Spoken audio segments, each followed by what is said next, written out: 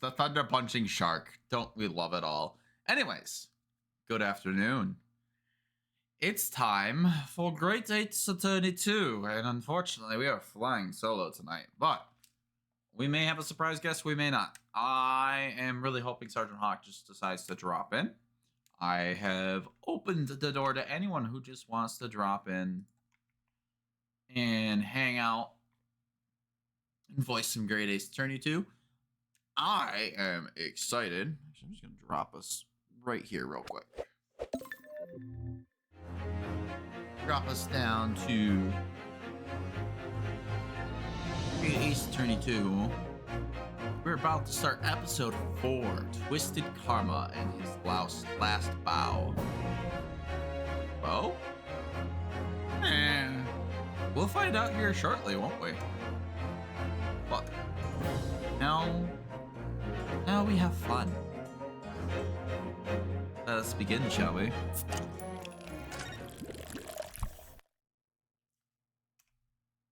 Ah, yes. He has lost his hat privileges. He is not here.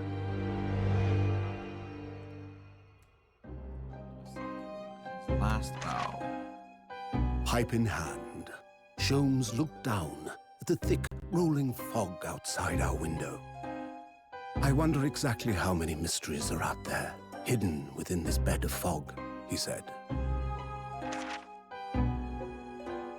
Indeed, a most bizarre incident, born of a curious advertisement.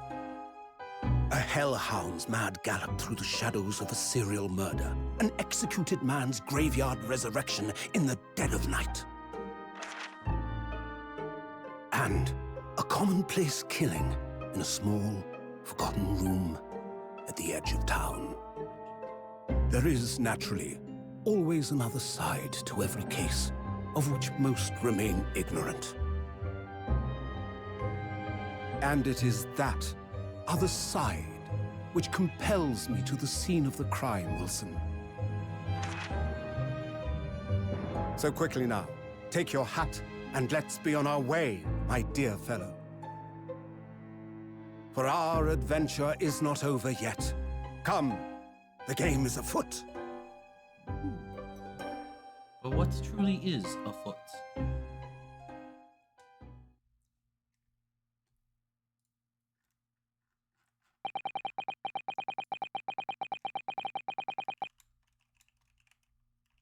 Days after that earth-shattering trial and Cosmo regaining his memory.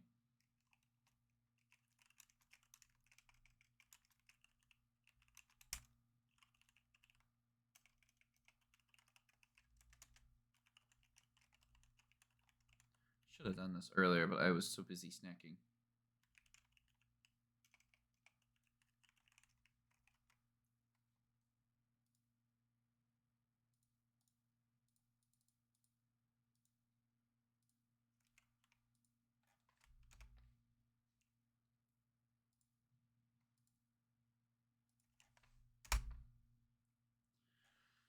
Alright, 8 days later.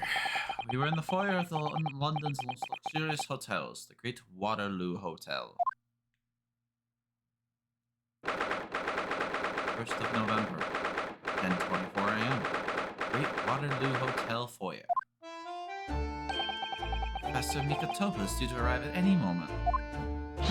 Yes, I'm so glad we got here in time. The sun hasn't been the same since what happened.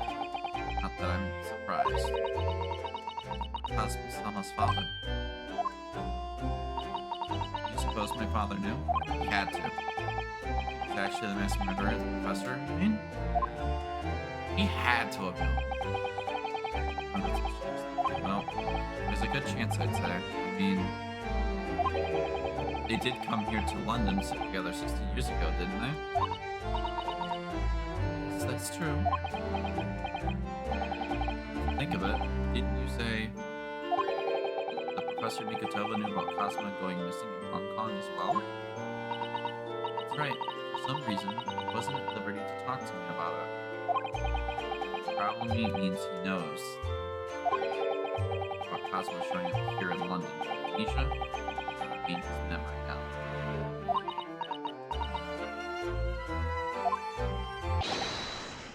Ah, there she is. Oh, Father. Hello, Susato. How are you? Very well, thank you. Delighted you have arrived safe and sound. It's the Judge. I love Judge. Hello, Mr. Naruhodo. Very kind of you to take the trouble to meet us here. Oh no, not at all. It's my pleasure. Heard all about your extraordinary exploits here in London, you know. The news crossed the seas. It has?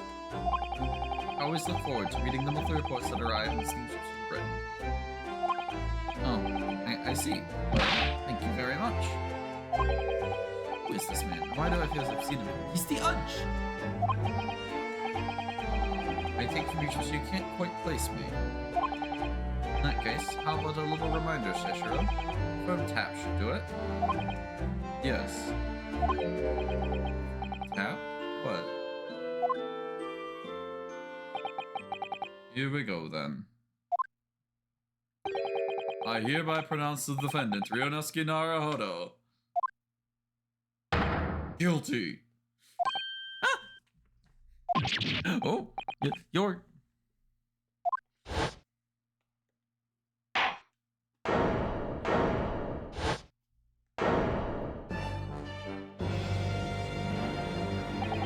The court will now hear the trial of Ryunosuke Naruhodo.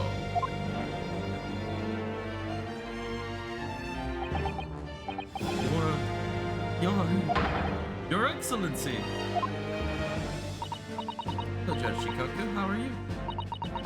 In a long time. Oh, ha, ha, ha, ha. Good, you've remembered now. That really did trick. Guilty. Oh, oh, oh, oh. Only I was declared not guilty, wasn't I? And then there was no laughing at the time. London again after all this time. Hard to believe it's been 10 years. To be honest, I never thought I'd be back. Neither did I. Didn't imagine we'd be invited to an international symposium like this. Though really, I doubt anyone did, to be honest. It's all thanks to you, isn't it, Sheshiro? What are you talking about, Yujin? Oh, oh, oh. Of course, Judge Shikoku set.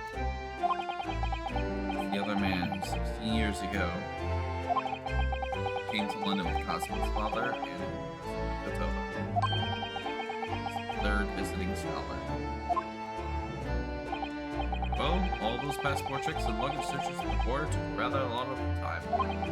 I must say, I'm very envious of your ministerial status. You didn't have to go through any of that, did you? I knew you were jealous. Ha ha ha ha ha. Sorry, ministerial status? Yes, didn't you know? Shishiro here is also Japan's Minister of Foreign Affairs. It was his personal insistence that allowed you to take Cosmo's place here in the study trip. Guilty as charged. Ha ha ha ha ha. Oh, well, thank you very much. Every bit as it looks. This up? Ah, yes, now. Naruhodo. Received a telegram from Lord Strongheart yesterday. You did? Appears that some things relate in a trial that you were involved with 8 days ago. Yeah. About what happened 10 years ago. That tragedy.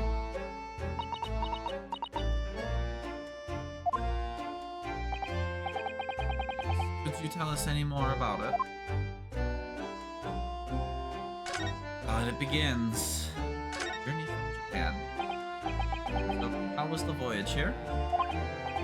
Well, 50 days at sea is a long time by anyone's standards. But it wasn't as bad as it came first 16 years ago. No, that's true. I truly wondered when we'd be drifting in the vast ocean for the rest of our lives. This time, we followed the same route as you, and so we were able to relax and enjoy the experience. Huh.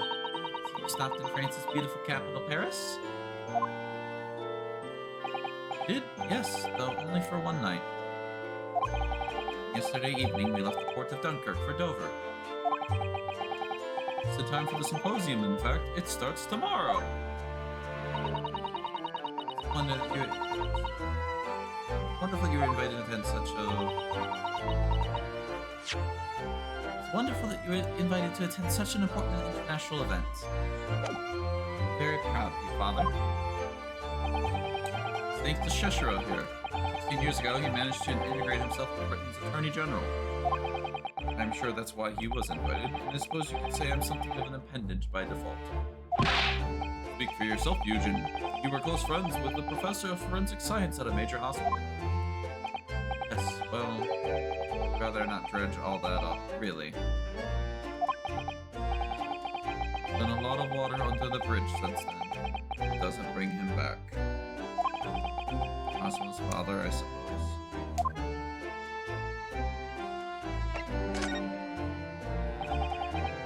Professor, the killer who took the lives of the 5 members of the British aristocracy. Was actually Cosmo's father, wasn't he? That's correct. Genshin Isogi. Genshin.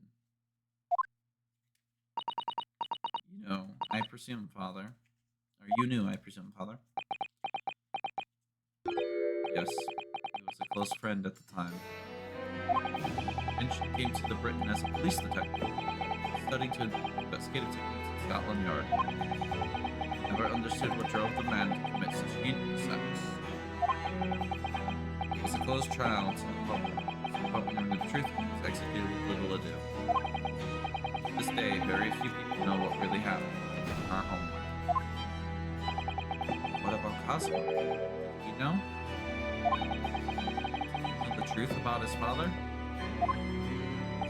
No, of course not. He was told his father passed from sickness. However, I suspect he may have had his doubts. Why? You know, I tried to guide Cosmo growing up, as if he were my own son. One day, he came to my office at the university and said, decided I want to travel to Great Britain and study there.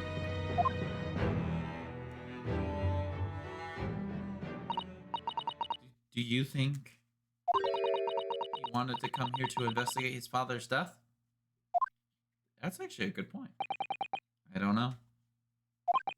But when I looked into his eyes, I did know that there was no way I'd be able to stop him.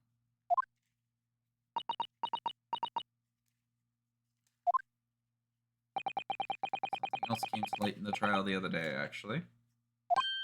Oh, what? Having disappeared in Hong Kong and been missing for almost a year, Cosmo since turned up here in London, working as the apprentice of Lord Van Zeek. What? What? That's news to us. So, Lord Strongheart's telegram neglected to mention that part then. Cosmo's reappearance. As you know, we both thought Cosmo had died on the steamship during our voyage to Great Britain in January. He didn't die. He's alive. As you knew, didn't you, Father? In actual fact, no. But I didn't know that when your ship docked in Hong Kong, you mysteriously vanished. Sent a team of investigators to Hong Kong to try to ascertain what happened. Oh, that to no avail. Still alive. Here in London, you say? Never dared to even dream. Why on earth did the young man not make contact? The government and the police have been chasing clues fruitlessly for months now. Well, it seems like he's suffering from amnesia. What? Amnesia? When I first came across him again here in London, he didn't know who either of us were. I see. Only regained his memory 8 days ago. This is unbelievable. Yes, it's quite miraculous. I wonder why Lord Strongheart didn't let us know. I must speak with him urgently. Where have Cosmo's been these past few days? Calling us to go and visit him? I'm in Britain. It began 16 years ago now. It's a distant memory, really. Fusion here, Genshin Misogi, and myself. We're the original three. First years of scholars from Japan to travel overseas to study. Ocean voyages were not what they are today, I can tell you. Years ago. Tough preparation. Father was an exceptionally fine medical student at Yume University at the time, you know. Did he? Yes, grandmother told me. Went to do research at the Great London Hospital to study autopsy. Practically unheard of in Japan. Yes, it was an eerie place, sandwiched between back of prison and a burial ground. Talk of graves. Very often, there's no one willing to deal with bodies following autopsy. You see, the autopsy labs have some ongoing relationship with graveyards and prisons. Not my cup of tea at all.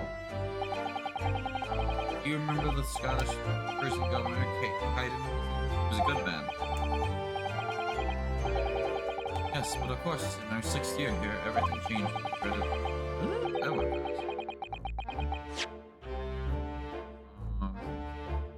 6th year here, the dreadful case. Genshin was arrested for the series of most gruesome murders. I simply couldn't believe it. I had known the man for years. I was a witness at the secret hearing, and I tried to speak in his defense, but you were a little too far and ended up facing charges yourself, didn't you? Well, suffice to say, after the trial, we were sent back to Japan. Not that there was nothing more we could do to save Genshin. Lost cause, sadly. Poor Susie.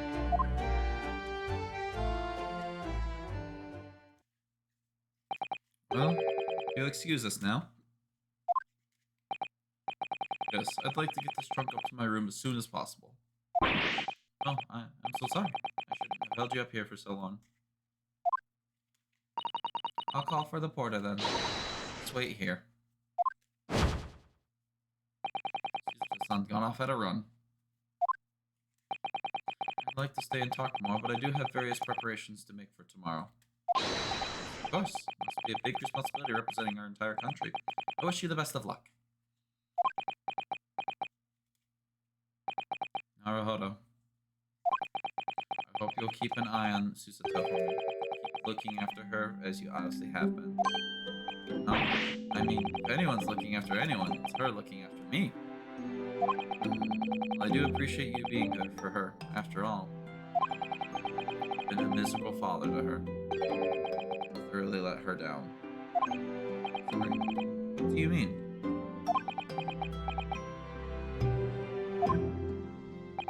Well, 16 years ago I started my long study tour here in Britain, as you know. It's the very year Susato was born. I heard. The birth of my daughter was the most joyous event of my life, but... well, sadly it was accompanied by the most tragic event of my life, too. Yes. That.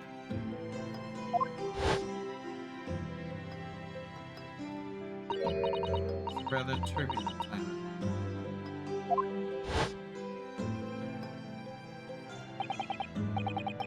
Anyway, I won't bore you with the details. It is making you rather less dependable than the fits of a grown man. Sure he offered me an opportunity to study here at Green Britain. I was too worried about you to leave that behind. So I perhaps heavy-handed it when I came to persuading my company to London. So that's what happened in a nutshell. Also the reason why now I feel compelled to give my daughter as many opportunities as I dare. Though the world does not really afford young women such things, I must say. I completely understand, Professor.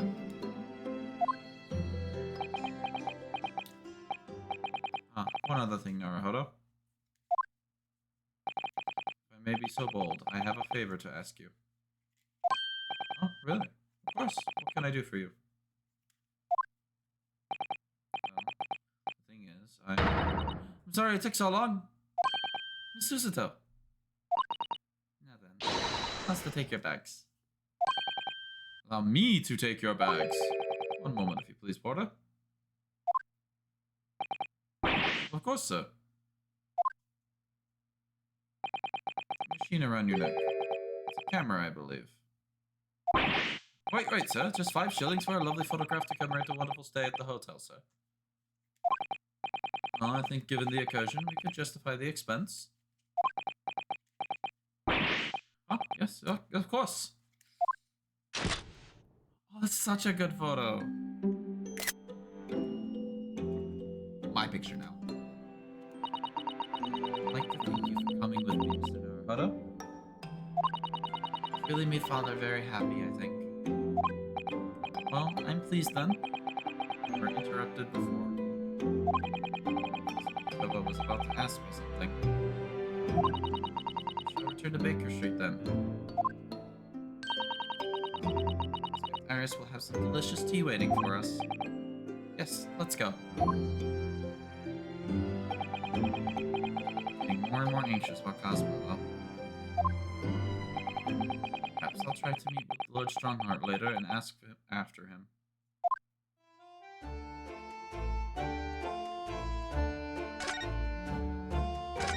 Anything worthwhile examining here?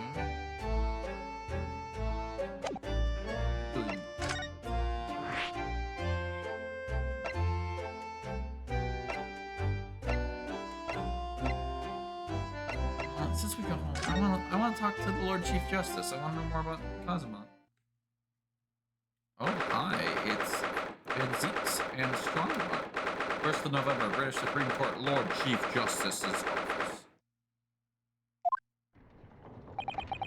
Here's the final draft of the opening address for tomorrow's proceedings. Supplemented your original with the figures you've asked from the yard. I see. Excellent. Thank you. Oh, welcome, my lord, Stormtrooper. What's doing here?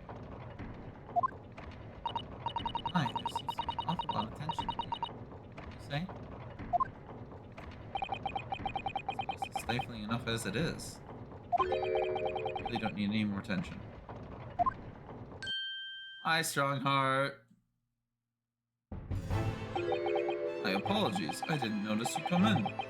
Small stature and dark dress make you all but invisible. Oh, no. It's entirely my fault for wearing black, I'm sure. Well, I'm gonna dress you from white and head to toe whenever you come here. Now then, Mr. Naruhodo. Yes, my lord. I'm right here.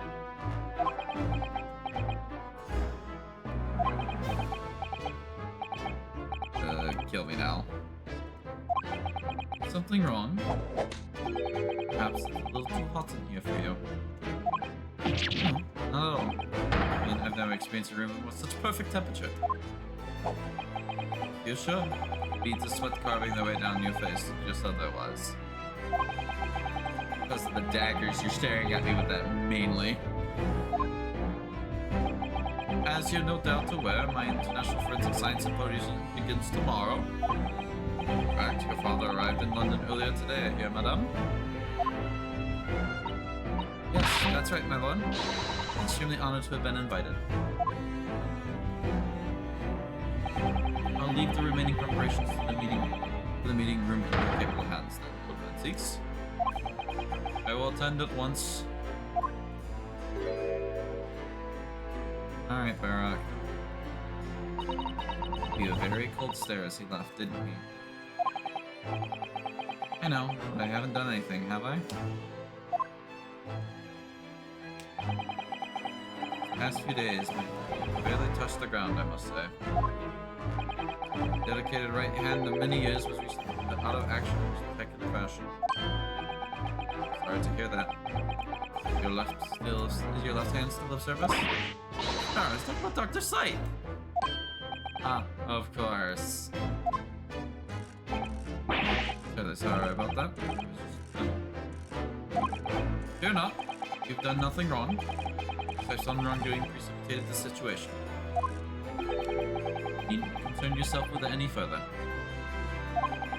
That would be a lot easier to do if it weren't for the piercing stare you're giving me. Lord Van Zeeks is doing an admirable job of holding down the fort. Though disturbingly, his apprentice has been missing since yesterday. Oh, missing? has Masama now? Yes. What has become of the missing apprentice? But first, we must talk about the symposium. Not long ago, visitor numbers to Great Exhibition exceeded 30 million. 30 million? That many people in the world? Yes. Comparison, Mr. Population per capita is 2 million. The opening the International Forensic Science Symposium in the exhibition's main auditorium. This has been 2 years in the making, 2 years of preparations and negotiations with other countries. Sounds like a tremendous achievement. Congratulations. The 20th century will see the wholesale adoption of forensic investigation techniques. Cooperation between policing organizations around the globe will be essential. That's why the landmark of this first symposium had to be hosted here at the heart of our great British Empire. Investigative organization in the world. Yeah, good for Scotland Yard. It's the same as ever, I see. The passion of this is quite something. Every bit passionate in your own way, I'm sure, Mr. Naruhodo. I'm the only person in this country who truly cares about a future that embraces forensic science. My intention to become Her Majesty's Attorney General and reform the yard from the ground up. The decrease of the forensic investigative team has been a bitter blow to my ambitions. Yeah. What of them, might I add? First established the forensic investigation team a year ago, experimentally, to start with.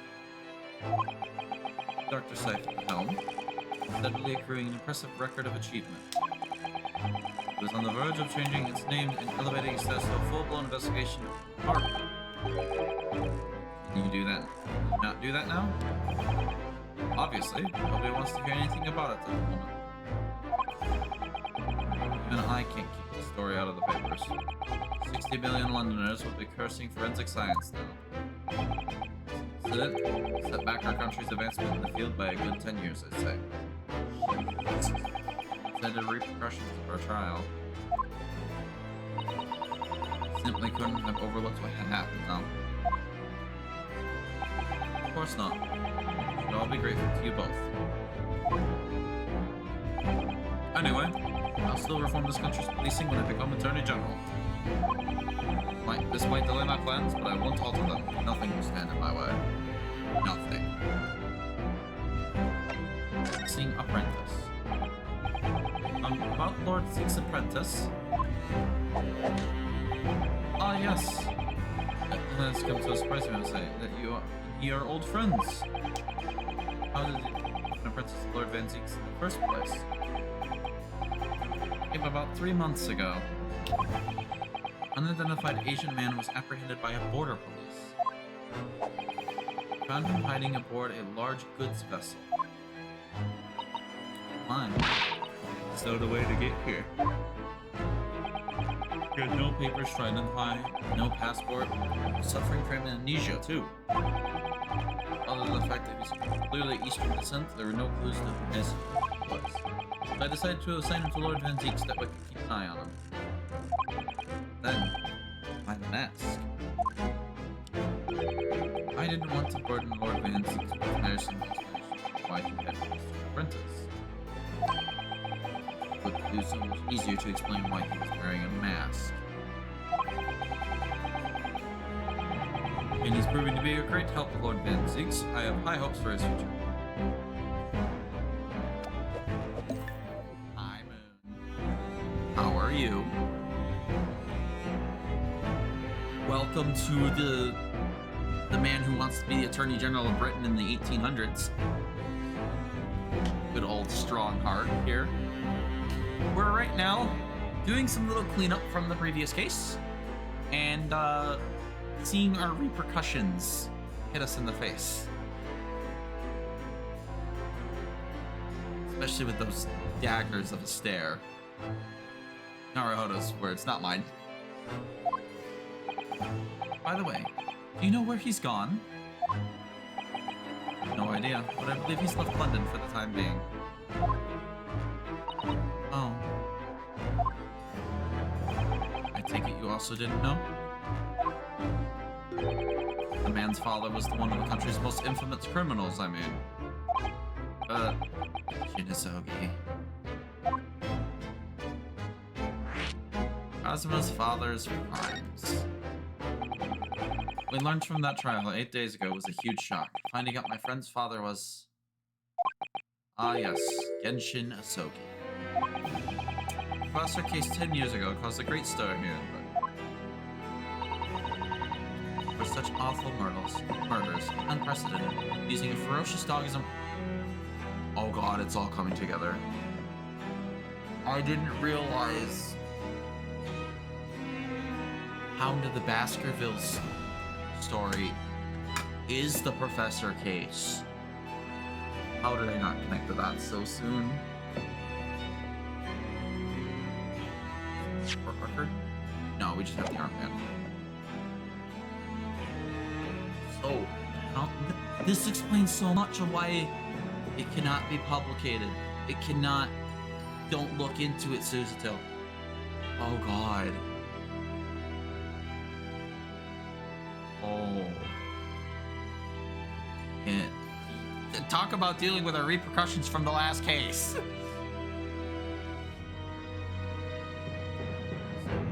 Seeing ferocious dog is a murder weapon. No one would have believed the culprit was a foreign student invited to study here by the government.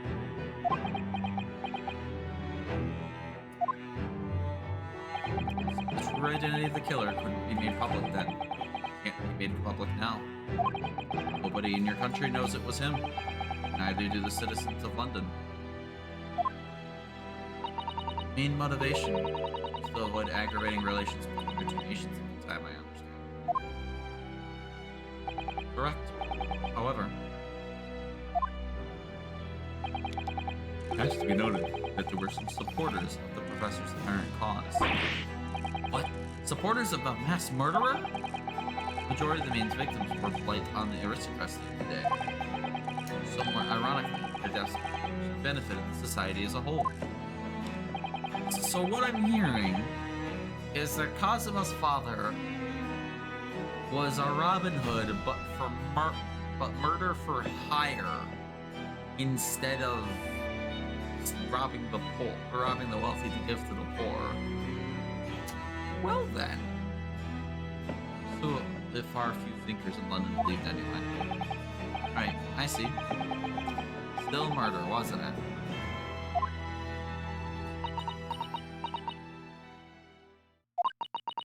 Seems very similar, doesn't it? The idea of the Reaper of the Bailey.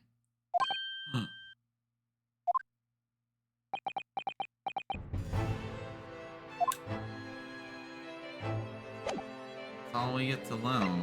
Not anything to present besides our armband. All we got left is home. So off to Shulman's suite. It'd be fun to join on this next time. Oh, it's fun, especially once you meet Mr. Herlock Sholmes. What was that? A man screaming in a most unflattering way. Does anyone need a southern accent? I mean, do we have any of the people shown?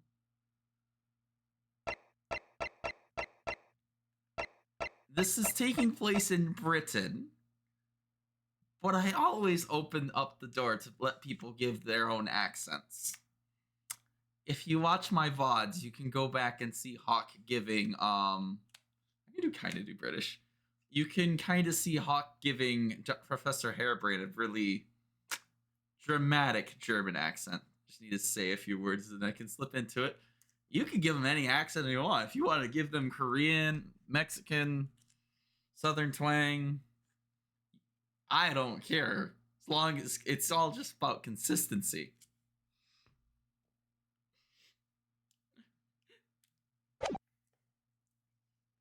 I just know that Hawk refuses to do female voices, so I've been stuck with playing all the girls lately.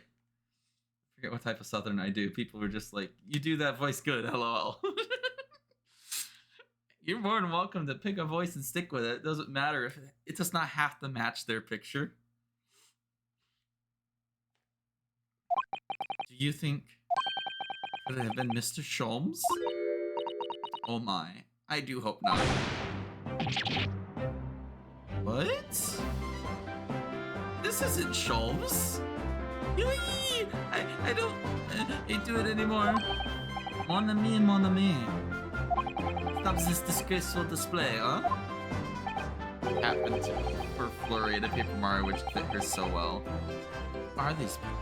Look at their hair. It's bright red. I found Makoto's ancestors, Moon.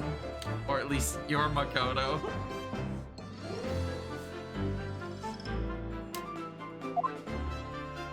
Yes! I think they must be clients of Mr. Sholmes. Oh, it's Ginny! Hey, you two, you're coming with me now. Down to the clink. His long-lost relatives. I love Ginny. I feel like you could get away with giving Ginny, giving Ginny a southern accent. I think it would work with her for her East End and very limited English and, shortening of words. Heck yeah. Just listen to, or not listen, just see what Gina says here. No, not in person. It's dark and damp, but I don't like it. Yeah, you'll have a girl to try and voice the girls. Exactly. Well, see darkness, it is my friend. Are you not scared? Oh, you're always scared of the dark. Oh look, a French dude, yes. Remember, this is like 19th century Britain. Let me grab the game real quick. Every time this comes up, I read the box. And it's not there. Oh, because it's over here. This has been read recently. Fight for justice. Set in late 19th century Japan and England. Play through 10 unforgettable cases of Ryunosuke Naruhodo, the ancestor of Phoenix Wright. Defend your client, investigate clues, cross-examine witnesses, and present your case. Yeah. So we've had German, we've had French. I like this. I like it. Well, top. Well, finish this down the yard. Now get moving. I love Ginny. Bye then, Ginny. Have fun. Iris is so cute. They're best of friends, too. Oh, yeah, thanks, Iris. And thanks, you great detective.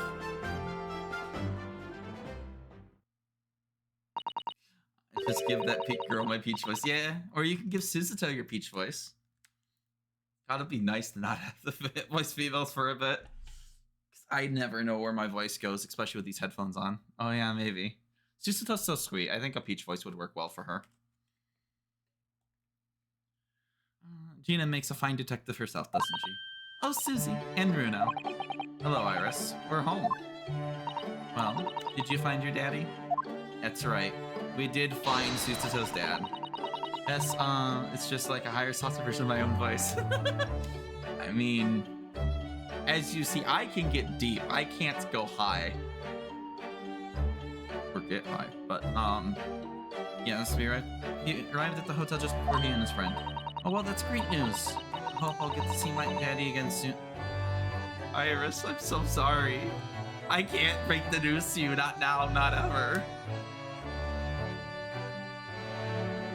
It's not going to be explained, so I can't go deep route. It's almost like our voices are made a certain way without training, you normally can't get around. That is very true. I will refuse to break the news to Iris. Since you weren't around when we did this the first time around, Moon, her dad was killed in the very first trial in the very first game in Japan. No one has told her. It's been almost a year or two at this point. Yes, of course. Dr. John H. Wilson. So, Iris, all that remains now is the greatest problems known to man. Why do you have red hair? But before that we can settle this with I believe that some tea is in order, don't you, my dear fellows? Why do you have red hair, Sholmes?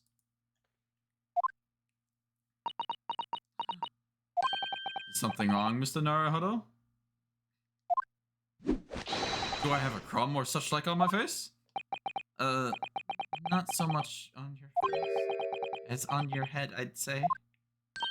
Come along then, everyone. I've brewed a lovely special blend. Time for tea. Ever is going on here today. In that case, let us sit and drink now. For I am, in fact, expecting a guest later today.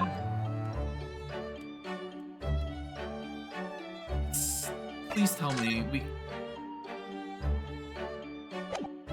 Can I examine your red hair? No. Wait. Wait, whoa. Why do you have the mask? Mask Cosmo wore when he was assigned to more advanced apprentice. Yes, aside from trial the other day, just sort of picked it up. Oh, so we took the mask. Okay. I have to give it back to him, I suppose. His memory back now, does he? Can't help me turn around and tell me how late to bury myself. But best friend? That is true. Alright, we'll converse with Sholmes. There are 2 visitors. Mr. Sholmes, who were the 2 gentlemen that were here before? Oh, just a pair of petty criminals, nothing of significance. Of course, they have to make a living somehow. And when the mood takes me, I'm willing to turn a blind eye to all manners of infractions. When the mood takes you? All manner of infractions? Yeah, say that in front of a lawyer. When such fellows set their heights on Mr. Herlock Sholmes, well, that's when their luck runs out. My, you were the target of a crime? Oh god, that's big. Hi, Bray.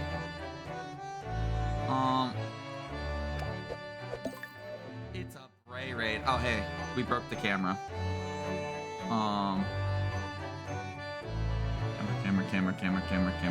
Camera.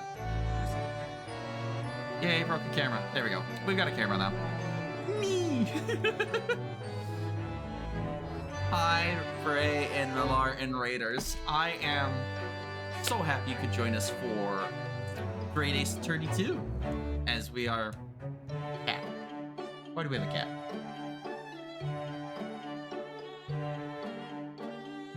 Oh wait.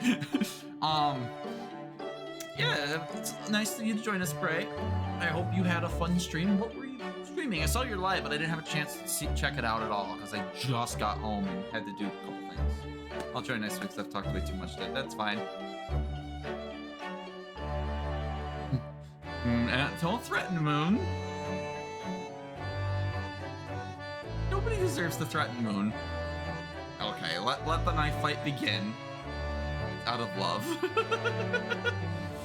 Yes, because you threaten your friends with knives. No stress on Star Wars. Aw, I'm jealous. I wish I could have caught that. I love Star Wars. I actually consider streaming that soon here soon. Actually, you don't know. I make jokes. And mock threats that never get carried out.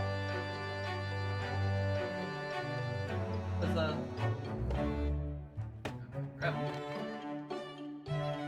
You monster, yes. And torture me about B3, you monster. Yes, I do. Because you're a good friend. I have a couple games I need to play as well, Bray. This one I've beaten at least. But thank you all for joining. And then I pushed back some. Those of you who are here from Brave never heard me before, I am a man in a hat. Currently nobody's making me wear a hat. Use channel points to fix that. We are playing to complete our games, and currently we are playing the Great Ace Attorney Chronicles, specifically Great Ace Attorney 2 on Switch. And thanks, Moon. Thanks for the reminder. Thankfully, I have them right here. Today's first hat will be the Bad Speller's Gone. Just putting my dogs to bed, cooking, shower, return 5 minutes, and say chill. Yay! Well, pet the puppers for me, please. Courtesy of another streamer friend, this is their hat, and I love it so much. We are playing to defeat the backlog of games listed in ! games. As you'll see there, I have 2 links. One of them is the rank 1 link, which is everything that's been done on stream, and the backlog is truly what it is called, the backlog. Anything and everything I own is on that list. So So if you see something cooler you want me to play, let me know. You can always just tweet at me on Twitter or Blue Sky, or mention it here in the chat. I can make note of it and play it. We actually have already made plans of what's coming next, and I think Moon will be happy to hear that it is Persona 4 Golden. And we're looking to get Pokemon back on the weekly schedule. There's too much I want to play. That's my problem as well. I've got like 700 games or something between digital and physical. I wish I had another camera because all the games are right here. The setup of this messy room is not really good. I kind of wish I saw more P3 due to everything that was on, but 4 will be fun. Yeah. I mean, I played P3 all on my own because I wanted to play it so badly because you talk so much of it. Anyways, I am going to get back to playing some Great Ace Attorney. Let's find my controller.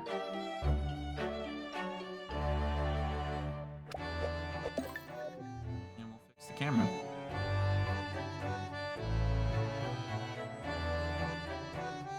Alright. You were the target of your kindness, Mr. Shrums. I'll quickly devise the plan to entrap them and deliver them on our young detective ally. I should have asked Greg C to come too. Like, playing it again reminded me why it was my favorite. Oh, that's why you're streaming it though, Moon. Greg C, adorable. Yes. She's referring to Gregson, who is not available to us, but he's one of the inspectors at the Scotland Yard. You'll love Gregson. And him alone can solve world hunger. Change my mind. We should have an arresting tea party. I did send word, but no answer was forthcoming. Man is constantly in the wrong place at the wrong time. There's a word for it, I'm sure. Aha, I have it. I was looking forward to maybe seeing you tear up on stream. Yes, I am. You know what? Just for that, Moon.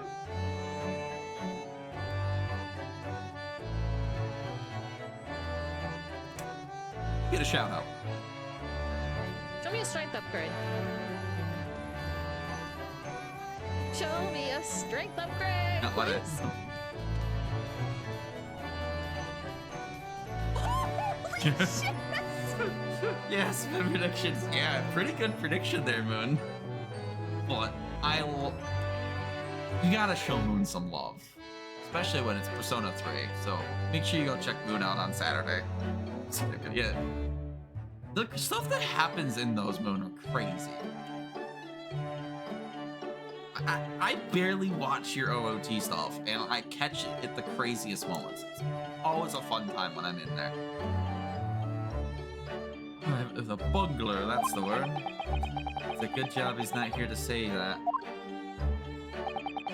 So those redheads have been up to no good? I wonder what the men did.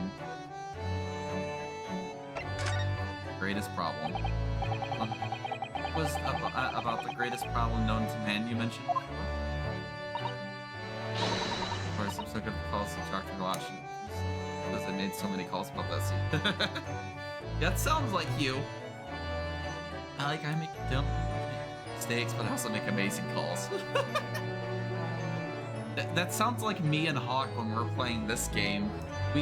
We make the calls correct, but we're so far ahead that we screw ourselves up.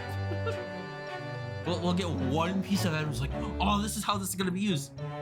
How do we get to it? And then we get to it and we're like, I can't do that. Just the craziness of playing Great Ace Attorney with him. Is it another fiendishly intricate cake, Mr. Sholmes? How should I best explain it? Are you aware of the theory of evolution by natural selection, perchance? Well, I think I've heard it somewhere. Never played these games, only watched you a little. I guess that's fair for how little I watch your OOT. But, should be fun, yeah. Do you need a rundown on how these games work, Moon, or would you rather just trial by fire? I think I heard it's possible. Aurora's friend is starting PTR. Ooh, more people. Throw me to the wolves. Alright. I love it.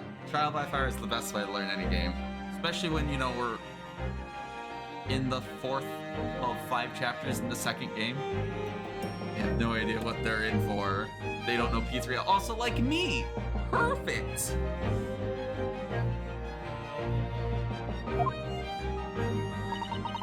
According to its author, Mr. Darwin, we humans were once apes who lived in the treetops. Yes. I need to do another game that's trial by fire. I'll have to find something.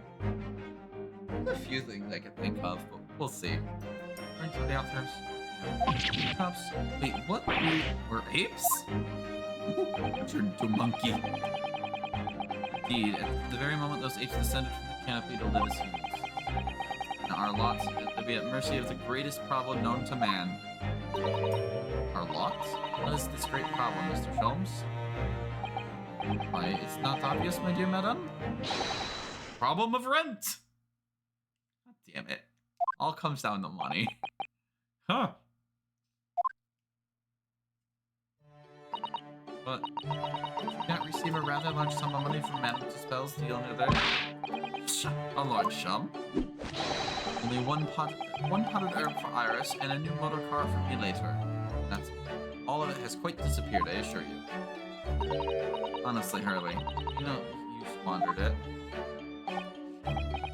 Yes, well, anyway, 2 days ago, I discovered the answer to the man's greatest problem, for the coming month at least. And what was the answer? Why, there's a substantial clue before your very eyes. What? Don't tell me. Let me see. Are sorry creatures, unable to see what is in front of their noses. We give you some assistance. Don't look, but observe me very closely. There's one particular feature about my person that has changed. Notice it in the end, I think. And yeah, your crazy red hair. It's stabbing me in both eyes from the very beginning of our conversation. I think we might need another clue before we uncover the full answer, Mr. NetherHat. Are you sure? Thanks for the hint. I'll be tearing my hair out of this charade. The hair out of this charade goes on much longer. Lie you have told. Mr. Sholmes, isn't it about time you told us the truth? Just over a week ago, you said to us. I will now tell you something of the first importance, my dear fellow. Great detectives are wont to lie. It will serve you well to remember that. Yeah, he lied to us way long ago. Case aboard the SS Buria in January. Cosmo wasn't killed. You knew he wasn't dead at the time. So what was really going on? The fellow was unconscious for a very long time. He had remained conscious as he did. His life would have been in mortal peril. Of course, the side effect of a prolonged comatose state was amnesia, as you know. Or as you now know. It was a simple enough task to silence the brute. But how? After they carried him out of the cabin, I assembled them in the lobby area. And I made them swear to leave him unconscious and to have him unlaid from the ship Hong Kong as a murdered corpse. How horrible. It's necessary to find some material with which to persuade the crewmen to keep their word of it. Why? Why do it in the first place? I will be at liberty to elaborate in due course. For the time being, I would like to reassure you. I can foresee subsequent events. What events? His disappearance in Hong Kong. I believe I may have made a gross error of judgment. Mr. Sholmes?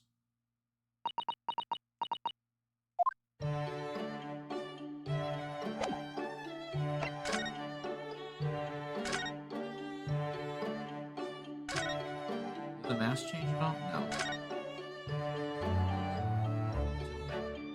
Oh, if there's anything else.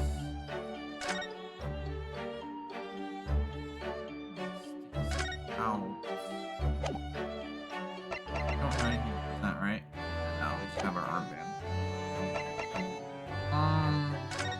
or sweet, which is almost never the option. Tea. I was really drawn to this big adjustment. Where Iris keeps some very important papers. It is, so you think they treat it with more care, really. But on the other day, I saw Mr. Schultz kick it. Oh no! I suppose something must have been frustrating. She mistreated the furniture. Was it damaged? Just as fine. Mr. Schultz was doubled up on the floor for almost 10 minutes. Oh dear. It's a painful tale. Yeah, not just for you, for Sholmes too. There's gonna be something. I said there was a clue.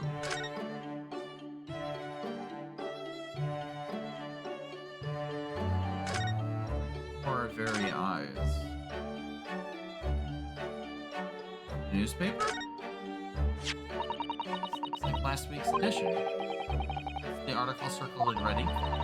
Advertisement column. It says the Red-Headed League. Or to the Red-Headed League. Red-Headed League? What's that? I don't know. I've never heard of it before, but something on your face? Clearly this has something to do with that lively hair. Red-Headed League article is added to the record. To the Red-Headed League, on account of the request of the late Ezekiel Hopkins of Lebanon, PA, USA, there's now another vacancy open which entitles a member of the League to a salary of £4 a week for purely nominal services. All red-headed men who are sound in body and mind and above the age of 21 years are eligible. Apply in person on the morning of the 31st at Large Peak on Lime Street. $4 per week if you are a redhead. It's a fantastic money-making opportunity. Just looking at the side stories, if there's any repercussions for our actions. Welcome back, Bray. No, you said you were playing Star Wars, but how'd it go? I don't think you answered that.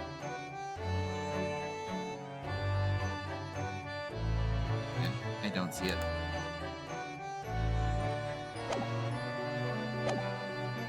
Well, how's the game going? We're just starting a brand new case, actually, so let's present the article to Sholmes. Looks like there's someone circling advertisement in this paper, Mr. Sholmes. Our goal is to actually beat Great Ace Attorney 2 before the end of the month, before I start getting preoccupied with these expensive pieces of cardboard. So, we're already ahead because I paced it out at 1 part per stream. So, we're already ahead of schedule. Does that strike you in some way? I was thinking that just maybe it might be related to your bright red hair. Oh, nice. Yeah.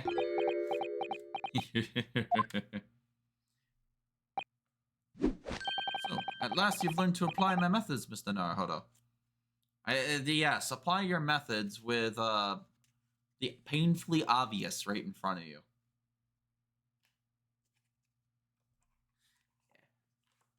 I'll go over why we have to get this done before the end of the month on break. Sorry. In the first instance, and quite indispensable observation. Believe me, I could have seen that hair with my eyes shut. So then, allow me to regale you with the details of my latest exploits. Regale or boasts? Red-Headed League. What is this red-headed league that you've seen subject to the advertisement? Who noticed the paper then? That, my dear fellow, was going to be the source of this month's rent payment. Was? How? According to the advertisement, the Red-Headed League is distinguished in teachers from fellows of unspecified governance. In fact, the only condition for becoming a member is having red hair. That doesn't entirely surprise me. Listen to what the lucky redheads receive once they join. A traditional salary of £4 a week. Oh my, £4 a week? Why are the people paying? That, I don't know. No details are given in the advertisement. Surely every red-headed person in the country will be flocking to join the case. Alright, Susie. There's no time to lose. I put in my application. I'll put my application in at once. So will I. I will just... on the off chance. I might be stretching a point, I think. The trouble is, I have fixed number of members, you see. Oh, I see. Once a certain number of people join, no one else can. But as luck would have it, one member recently passed away.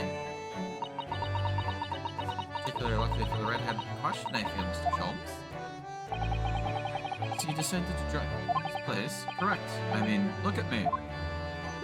Have you ever seen such a red-headed fellow? No. So why? Why did it have to go so wrong? What on earth happened? A blunder, Mr. Naruhodo, though it pains me to admit it. It's your blunder. What did you actually do to your hair, Mr. Sholmes? I'm glad you asked, Mr. Stone. You see atop my head is neither dyed nor hairpiece. I changed the color of my hair overnight. By the wonders of chemistry! Chemistry? I was conducting some research into a method of rejuvenating spent tea leaves. In the course of my work, I stumbled upon a potion that can take it turns one hair's a flame like red. Would you like to try it? Make every hair on your body perfectly crimson. I think I'll pass. Mr. Sholmes, is it quite safe to drink? Surely it's bad for you, isn't it? Ah, amateurs are always hampered by such fears. I never should have doubted you, Mr. Sholmes. Mean to say? But of course! To earn 4 pounds a week, one must be prepared to turn a blind eye to a little danger. That degree of red signals more than just a little danger. Surely. So anyway, Hurley left full of confidence yesterday with his new red hair. For the park on Lime Street where the Red-Headed League were interviewing prospective new members. So what went wrong? The whole park was chocked with red-headed folk, like a coaster's orange borrow. Queued for 8 hours solid before at last I reached the front. When the panel of the interview saw me, they immediately said, "Ah, Mr. Herlock Sholmes, are you in disguise to conduct an investigation?" Ah.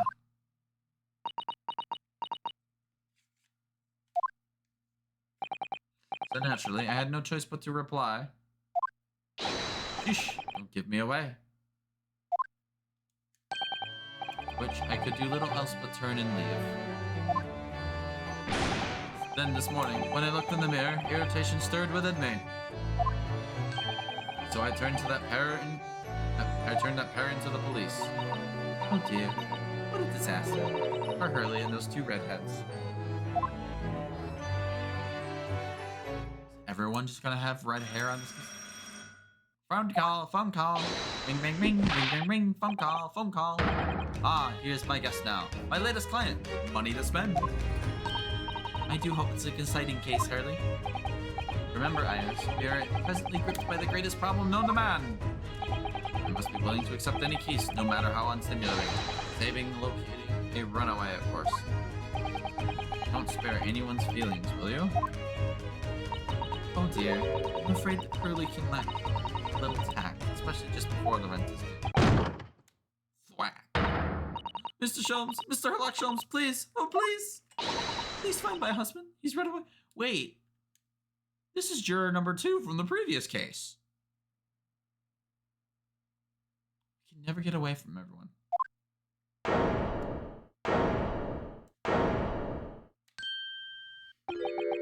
To upset me? I beg your pardon. Never mind. A personal matter. My apologies. What exactly are you trying to say, Mr. Naruhodo? I didn't say a word.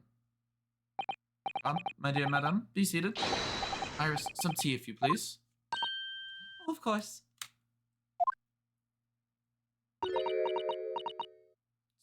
Suzuto doesn't look too happy. What's the matter, Miss Suzuto? Oh, it's just a gentlewoman. I feel sure I've seen you somewhere before. I saw it for very recently. Yeah. Yes, now you come to mention it. As I explained earlier, my name is Evie Vigil. for you to take the case, sir. Money is no object. Simply name your figure. Money and wealth are of little consequence to me, madam. All for the case to solve is reward enough. You are desperate for money. You need to set a price, sir. Rent is due. The picture of the benevolence. I will, of course, make a mental note of your offer, however, for contingent reasons. I trust you will remember your words also. There's the slide. But I might inquire, sir. This gentleman and lady would be... Oh, me? Am I about to tell you I should, like, communicate in the strictest confidence you understand? Ah, these are my friends. I assure you, you may say before this pair anything you may say to me. I see. I can vouch for the gentleman personally, after all. He's hard of hearing. Ouch! Why did I ever get my hopes up?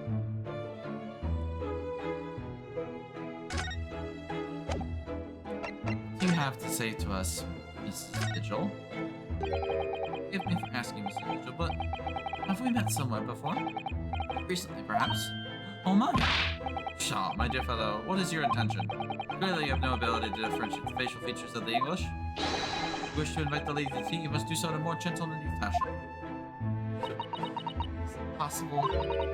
You're the nice young lawyer from the trial I attended last week. Yes! Yes, we are! I knew I recognized her. To have a man's fate in the palm of one's hand. Oh gosh, oh golly. It sends shivers down my spine.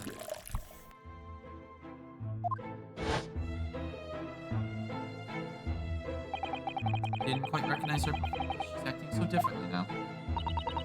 It must be very difficult to you as a lawyer. Being hard of hearing, I mean. Pardon? Oh dear, I'm sorry. Don't worry if you can't hear. It was slippery, really. Nothing more? Now look what you've started, Mr. Sholmes. Thank you very much.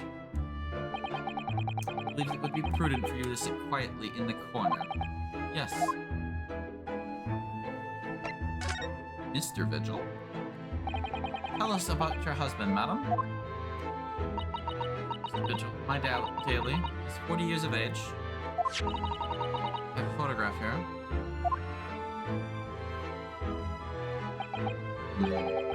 Highly unremarkable gentleman, by appearance, at least. Why does he look familiar?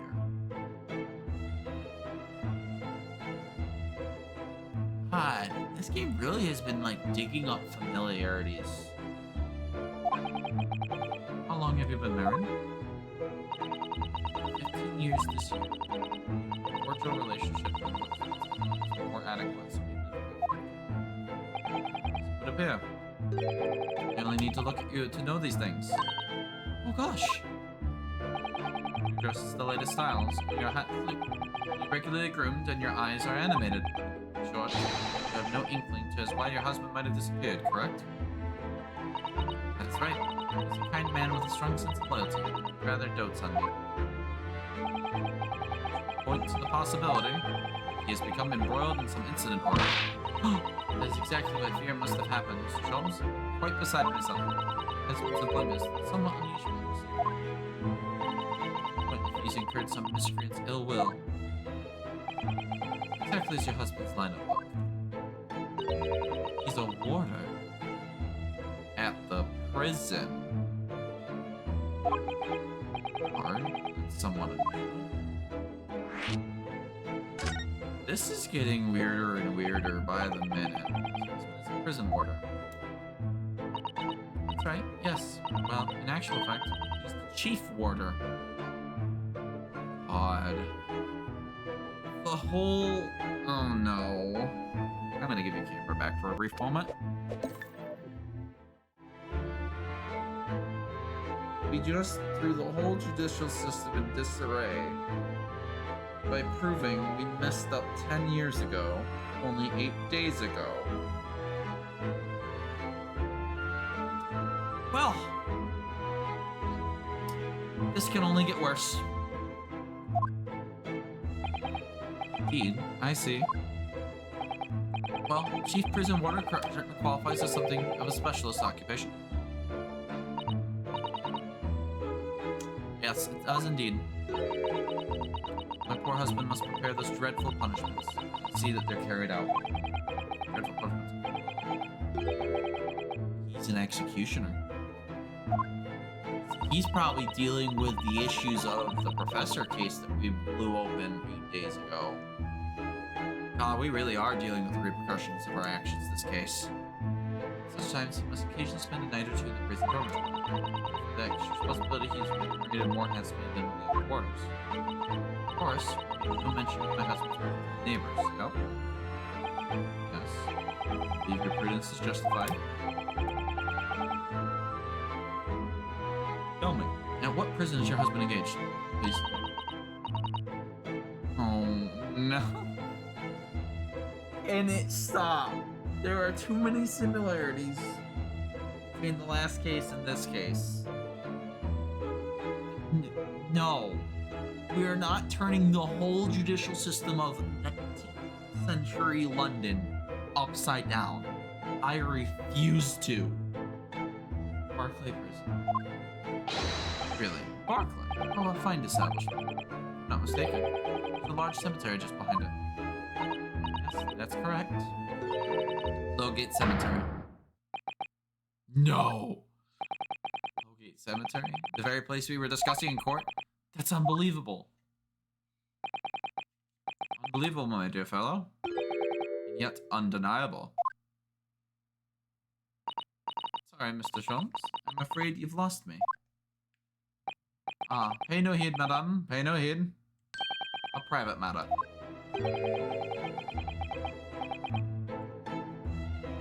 This really can't be a coincidence, can it? Husband's disappearance. So, to the matter of your husband's disappearance. When did you realize he was missing? Please try not to laugh. It was yesterday. Sorry? Yesterday? Really is recent. Laughably so. Truth is, my husband does at times occasionally spend the night away at his work. Yep. It's not all out of the ordinary for him. This is different. Nothing, any contact for a whole day?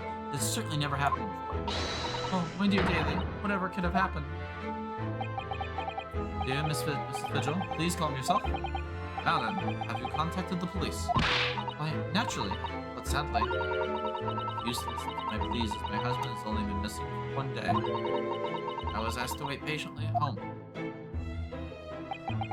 Truth, Mrs. Vigil, I concur with the police. However, let us not be hasty. I see no reason why we should not engage my deductive powers to track your husband down anyway. Oh, thank you, Mr. Sholmes. And furthermore, let me assure you, our chance to solve the greatest problem known to man for another month is no bearing on my decision. I seek only to put a smile on another Londoner's face. That's really all there is to it. You need the rent money, bud. You have my eternal gratitude. I shall pay any sum you care to mention. Seek only to put the suit's rent in your landlady's purse. That's all there is to it. God, I love Sholmes. Even if he's got crazy red hair right now. Thank you for everything you have shared with us, Mrs. Vigil. I believe I have all the information you need to begin my investigation. Please report to me with good news, sir. Fear not, madam. In a day or two, I shall be contacting you with a heartening report. I'm quite sure. Soon. How splendid, Mr. Sholmes. Good news should be delivered early, I always say. Be so kind to leave the photograph of your husband in my possession. Alright.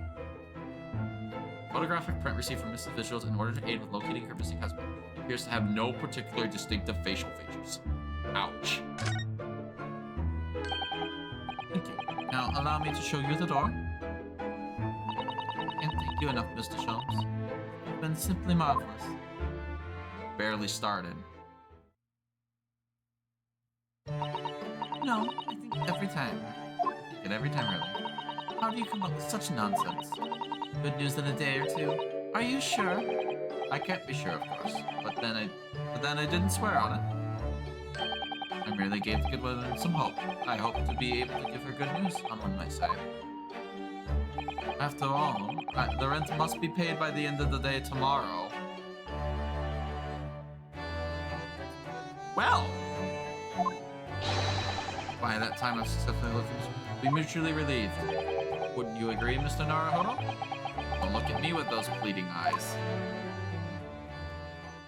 Well, my dear fellow, did you hear the details of the case? Yes, my hearing is surprisingly good, actually. Excellent. And what did you make of it? Well, I'm surprised to learn where her husband worked. At Barclay Prison, I mean.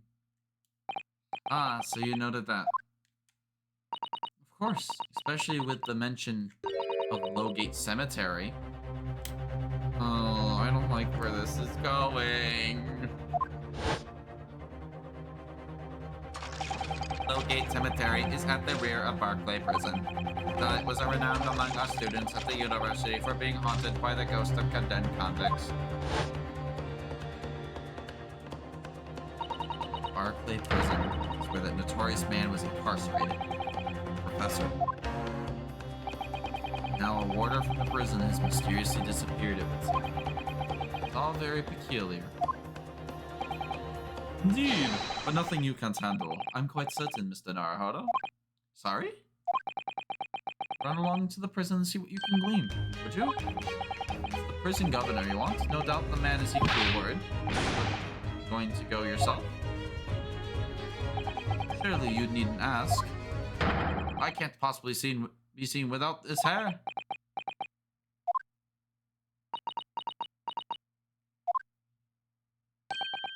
Didn't you go to Lime Street with that hair? That was quite different matter. I'll leave it in your capable hands. Now, if you excuse me, I'm rather busy. Bye, Sholmes. Of course you are.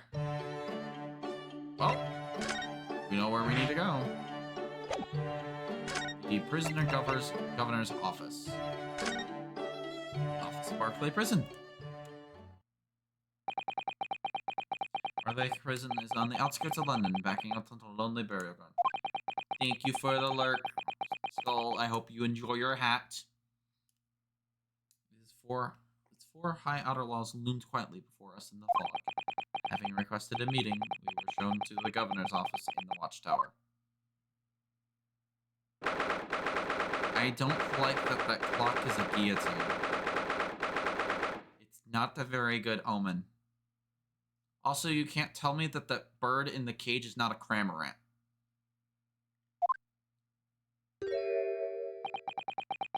This place is full of hardened criminals. Can I remember the last time a civilian was doing here? And you didn't want to talk to an inmate but to me?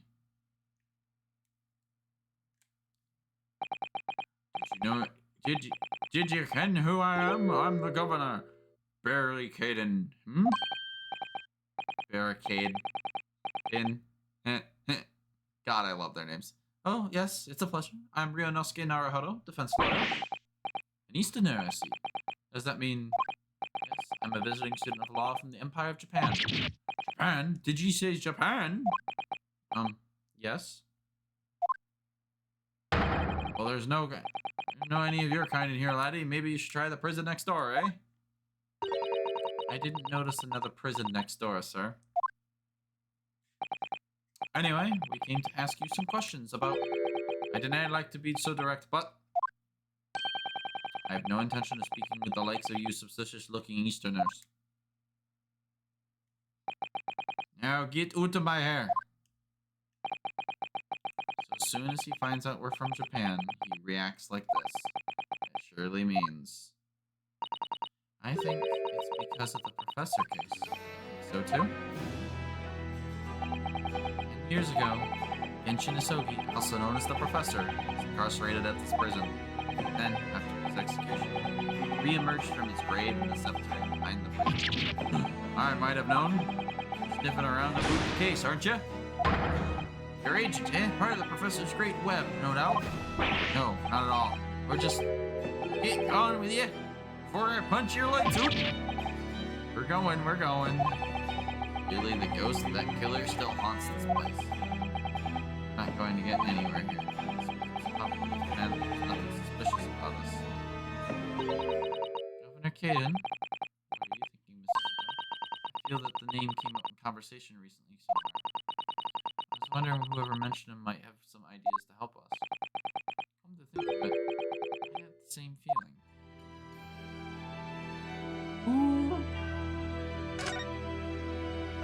Who told us about Governor Caden?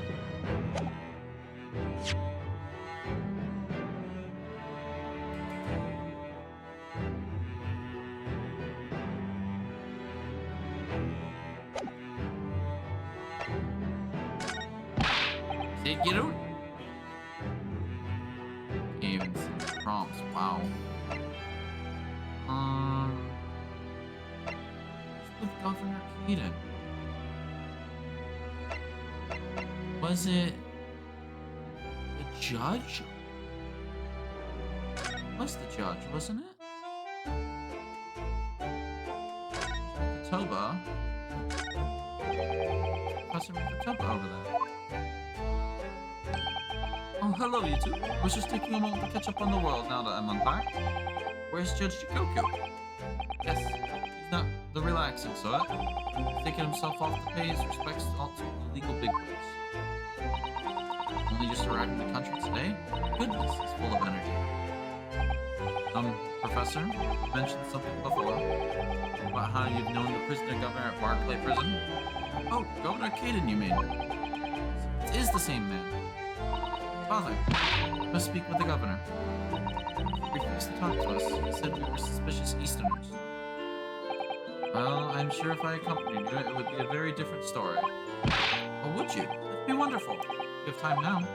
Sadly, as you can see, I'm very busy at the moment. Is he drinking coffee on a comfortable settee? No, I have a rather lot to prepare for tomorrow, you know. So sorry. I didn't say that out loud, did I? You Mikotobas are alarmingly good at reading people's thoughts. Could it be that you Naruhodos are alarmingly bad at hiding your thoughts? Let's not fall out now. I have an idea.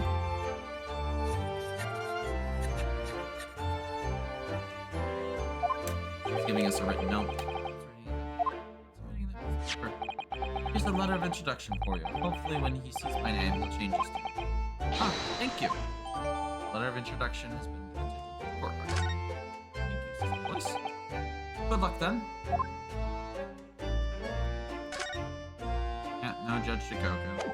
Oh well. I want to look at the introduction. Koba has wonderful handwriting, doesn't he? His dark-suited young man is untruthful.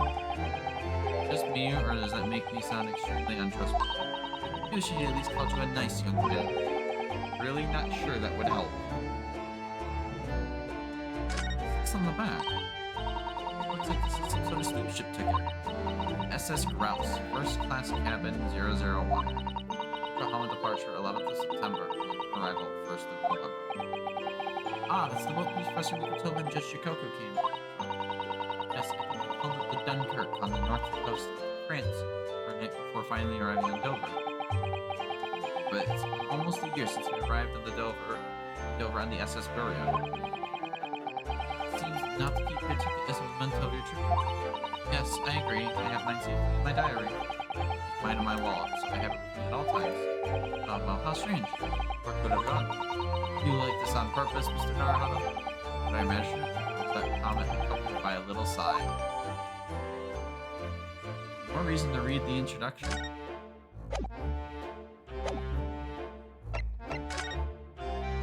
I didn't expect it to be, like, flippable.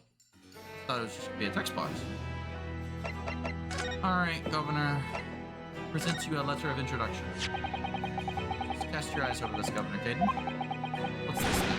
You gotta pull my walls over there, you good for nothing Japanese student? Mikotoba?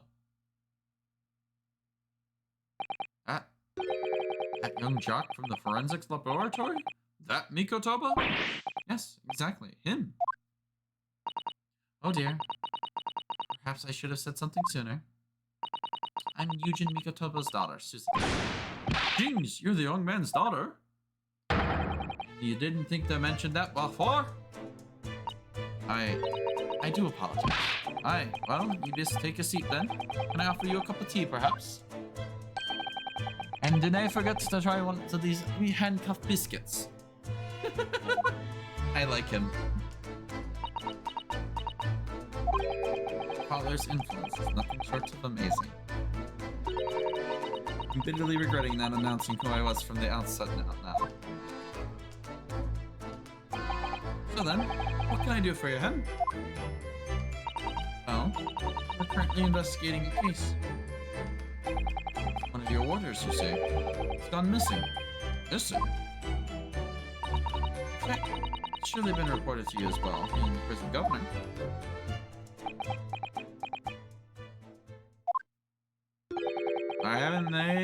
I have heard nothing of the sort. There's no missing persons in my prison. But how can that be? It's Mr. Daily Vigil, your chief warder. Vigil? That's right. His wife came to us and asked us to investigate his disappearance. Skip that part about him only going missing yesterday for now. Clearly, that means something to him. Would you be so kind to tell us what you know, sir? Aye, of course. And at least talk to him now.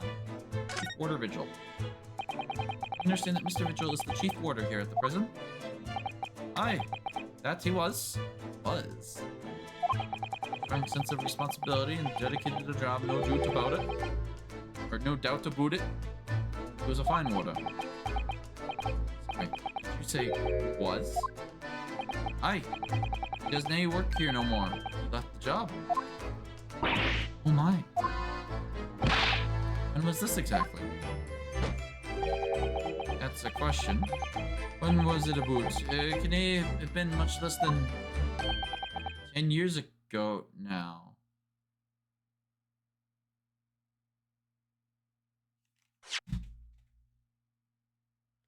It's all it's DL6 2.0. And yes, I did drop my controller out of shock. Bite me. Oh no. But if he's been gone for 10 years, what has he been doing? What? 10 years ago? He stopped working here 10 years ago? As I minded, you can. I haven't heard the fella's name in all that time. It's a worry if he's gone missing, though. Vigil made no mention of it. Okay, perhaps Mr. Naruhodo. His wife simply doesn't know. She's unaware that he no longer works here. Governor Caden, can you tell us what happened? Why did Mr. Vigil give up his job here? That's important, is it? Yes, I believe it may be. What are you thinking, Mr. Naruhodo? I can't help wondering, given it was 10 years ago. It was exactly when the professor was being held at the prison.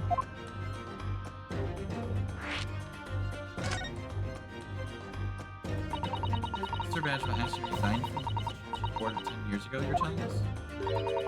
What happened to make him leave the job? In actual fact, he didn't leave the job willingly. He had no choice in the matter. I mean, he was dismissed? It was after a particular walk. Sorry? Walk? Aye, it's our word for it in here. A walk to the gallows. Execution. His job, the chief warder, to prepare the gallows tree and oversee any executions. Only, Vigil did something unthinkable on that last walk he was on. What did he do? Sorry, but I can reveal that information. What I can tell you is that the bear at race for a chief warder to be relieved of his post. Why wouldn't Mrs. Vigil know about it? It appears to be under the impression that her husband still works here. I wouldn't know anything about that, I'm afraid.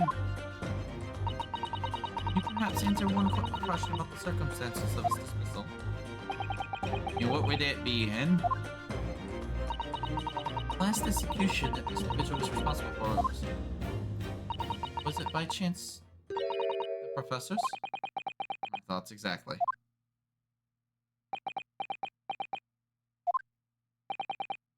I'm sorry, I really am, but I'm at no liberty to answer that.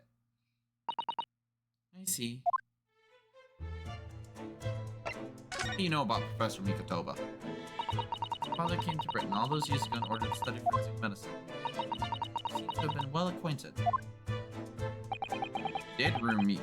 Prison and the cemetery have a lot to do with one another. After all, they need fresh corpses for the forensic research. Did you kin? Yes, I can imagine. The advancement of medical science is always particularly palatable. Father worked in the laboratory just on the far side of the graveyard, in the basement of St. Sinners. Still in use today. St. Sinners? That's good. Sure. That's right. We've been there. Toba and I ride in a carriage together and negotiate terms. For fresh material, I suppose. Aye, we used to sit here hours and gab on a boot dissection and all up sorts. Oof, takes me back. For a pot of tea and a plate of cuff biscuits, of course. How charming.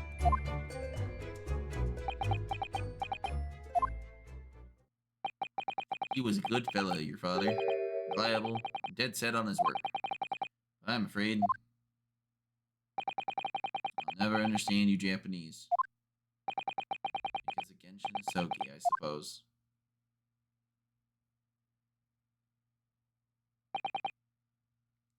Well, I can't tell you anything else. Thank you so much for your time, Governor. Oh, one moment before you're away, Hen. I'm sure I have it here somewhere. Ah, found it. Here, take this wee souvenir of your visit to the prison. What is it? Hey, that's Vigil's dismissal notice. It's 10 years old now, of course. Oh my, are you sure? Hey, aye, it's no trouble at all. It's no the original mind. Harsh reprimand incurred by Mr. Richards years ago that resulted in him from losing his job as chief warder by the park. Thank you very much, Governor Gaydon. Well, in return, do me a favor and never come back here. Case is closed. After I investigate your clock. Well, I think we ought to return to Baker Street for the time being. Yes, I agree. We need to report to Mr. Sholmes what we found about Mr. Vigil. I must investigate that clock. Mrs. Vigil, I wonder. Be gentle, please.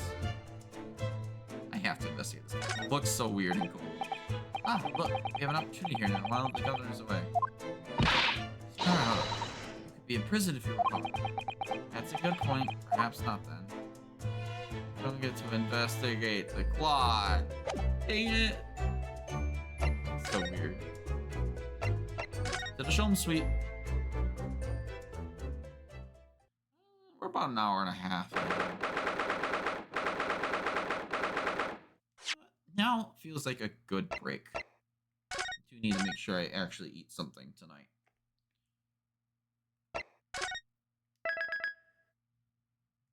All right. I am going to go ahead and take us to a quick break. But before we do that, I'm going to take us over here.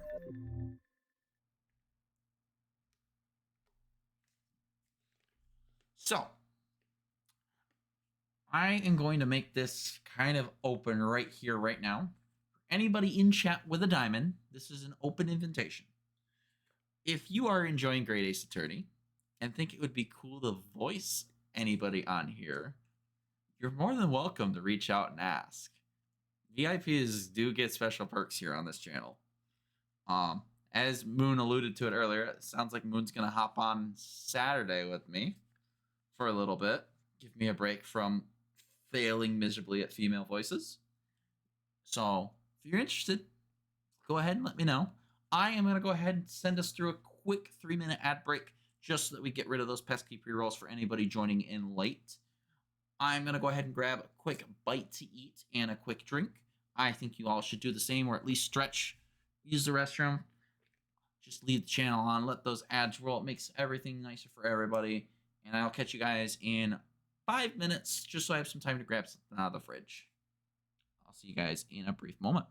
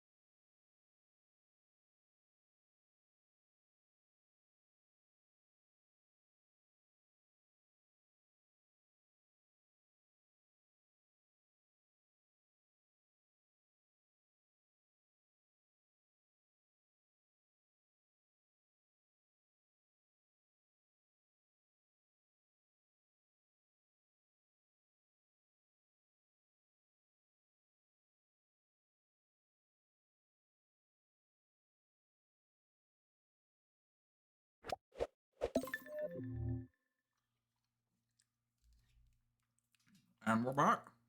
As I'm finishing my last bit of my leftovers. Where's the controller?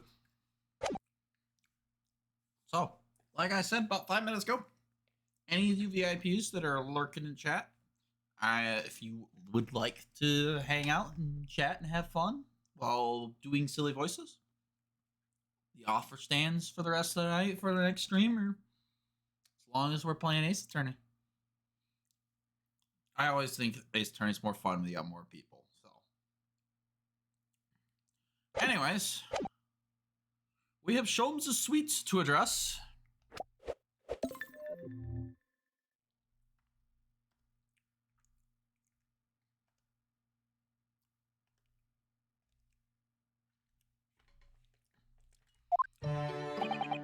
We're back. Yeah, just like us. Hello, you two. I knew it'd be Iris. Thought you'd be back before long, so I baked some scones for us all. Uh-oh. His hair is blue. Greetings, my dear fellows. You're a good deal sooner than I was anticipating. Hello, Mr. Sholmes. Hello, Mr. Sholmes. Say nothing. Your thoughts are written over your faces in any case. Turns out that it may have been advisable to test my hair color restoration tonic before application. Oh my. Pray tell, what of our warder friend? You garnered some new information? Oh, yes. Something very surprising, in fact. Though it's not a patch of your hair, to be honest. Most certainly isn't. Still, we discovered that Sholmes! Hi, Jenny. Drop everything, Sholmes. This is more important. Gina? I can't Adam and Eve it.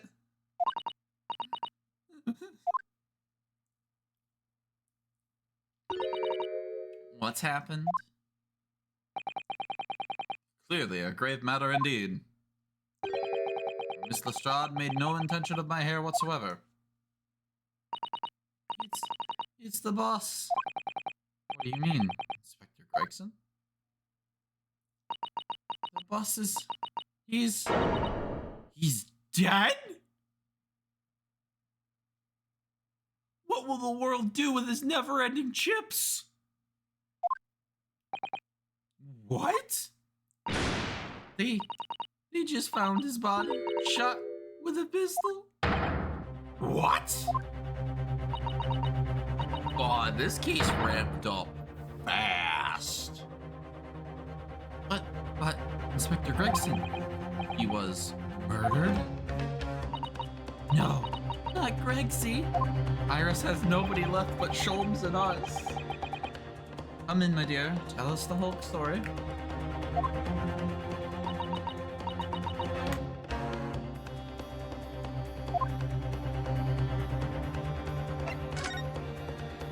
Inspector's death. Are you serious, Gina? Inspector Gregson was really shot? I don't know much about what happened myself yet. They're still there, investigating the scene. Where did this take place? Little rented room in the building full of flats on Fresno Street. Outskirts of town, nowhere near his home. Perhaps investigating a case then. Yes. No one at the yard knows nothing about no case around there. Oh, how strange. Boss he was so good to me. I know I ain't so much yet, but one day I was gonna show him. I was gonna show him I'd be a proper detective. Poor Gina. Kitty. So, who did this? Do you have any idea who the culprit is? Got him in already. Already? Caught the shooter so soon? Witness reported something was going on. The boys got straight down there and took care of him. Who? What awful person did this? I still can't believe it myself. No. No. I think I know who the defendant is, and I don't like where this is going. Don't you do it, game! Keep him out of the cell. I am not saving his ass twice.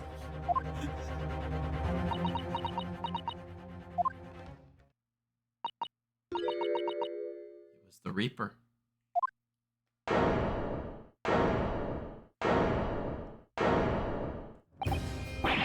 Wait a minute. You don't mean... Hey, look. Parallels to Ace Attorney 1. We have to protect the prosecutor. Which means we're gonna have a new prosecutor. The rest of Lord Van Zeeks himself. That's right. The Reaper bloke's gone and shot the boss. No. Lord Van Zeeks? Okay, not who I thought it was, but I like it. Wait, sure, Mr. Strong? Sheriff Von Zeeks, the police have arrested? Saw him with my own eyes. Interview room at the yard. Don't believe it. There were witnesses, and they're all saying it was them. You mean there were actual multiple witnesses? They heard the gunshot, apparently. When our lot got to the scene, there was only the boss and that Reaper bloke in the room. No way Lord Van Zeeks taking Gregson's life. Just don't believe it. I don't believe it either.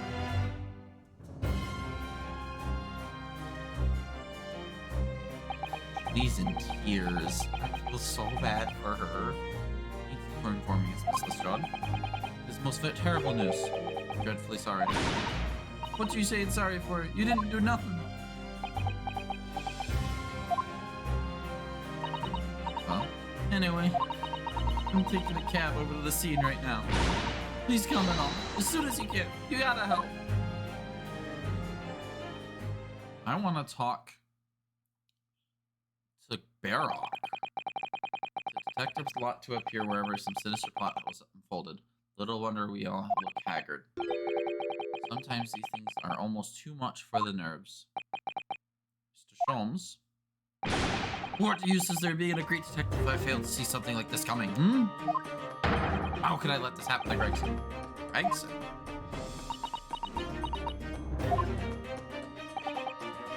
Mr. Naruhodo, I shall leave at once to begin my investigations. Of course, yes, we will too. But it'd be helpful to talk to Mr. Reaper and see what he can glean. That's exactly what I want to do. I'm sure you were intending to do so anyway.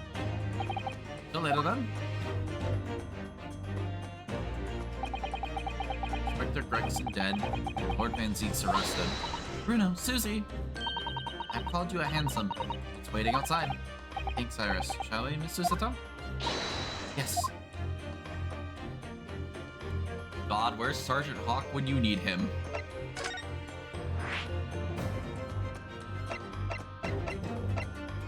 There's no street room.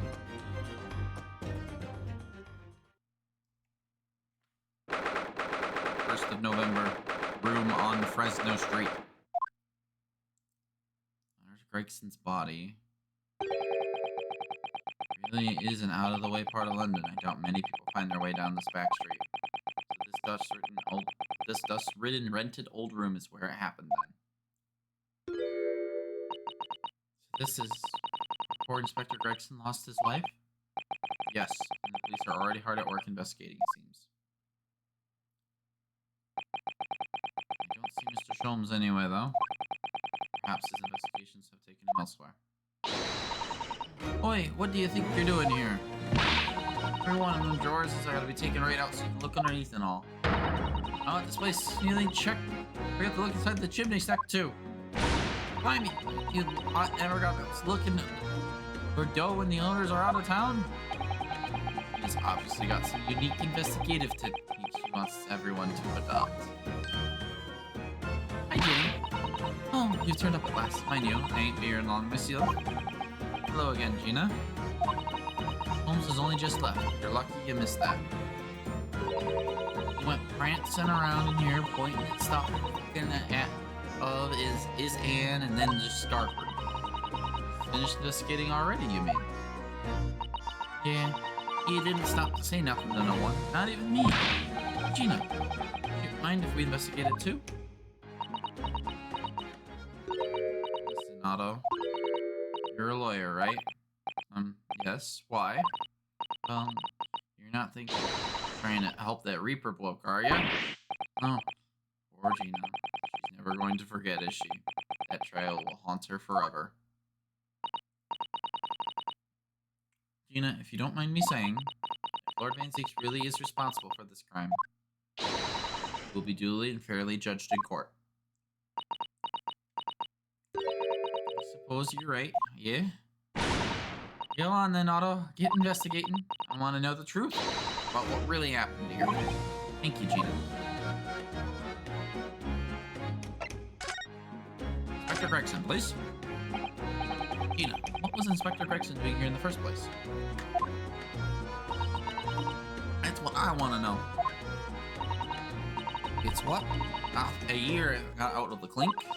That's when I decided to give up me diving and become a detective instead. Oh yes, Mr. Sholmes twisted the inspector's arms to agree to take you on as apprentice, didn't he? Something like that, I think. Anyway, the point is, I didn't really know much about the boss till then. So, he's a bit of a legend at the yard.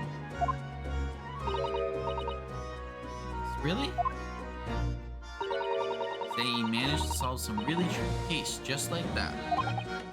Yeah. Yep. And ever since then, he started going out and all sorts of investigations, but always on his own. No one else at the yard even knows what half of the cases he working on are. It's not how it's supposed to work, is it? What was the legendary inspector doing in a dingy little room like this? I know he had a lot of respect for the Reaper and all, and look where it landed him. Respect for the Reaper? In what way? Feared as much as say as much. Take my hat off to that fella. Where is his words? Not how the general public feels, is it? Terrified of the Reaper. Yeah, the boss said that's exactly why he respected the bloke. I realized Gregson held the Reaper in quite such high regard. He said something else to me and all. And I didn't need to worry about the Reaper, because he only goes after people that are bad. It kind of set my mind at ease when he said that. Right. Crime scene. What is this place then? Does anyone live here? Apparently it's being rented by some cult called Hugh Boone. Hugh Boone. Sort of here today, gone tomorrow name, isn't it? Yeah, he's what we call an unidentified person. We haven't been able to get in touch with him. Judging from appearances, I'd have to say this place hasn't been lived in for a long time. Ever. Hey, all the lads from the yard piled down to get stuck into the investigation. They're so little here, no one knew what to do with themselves.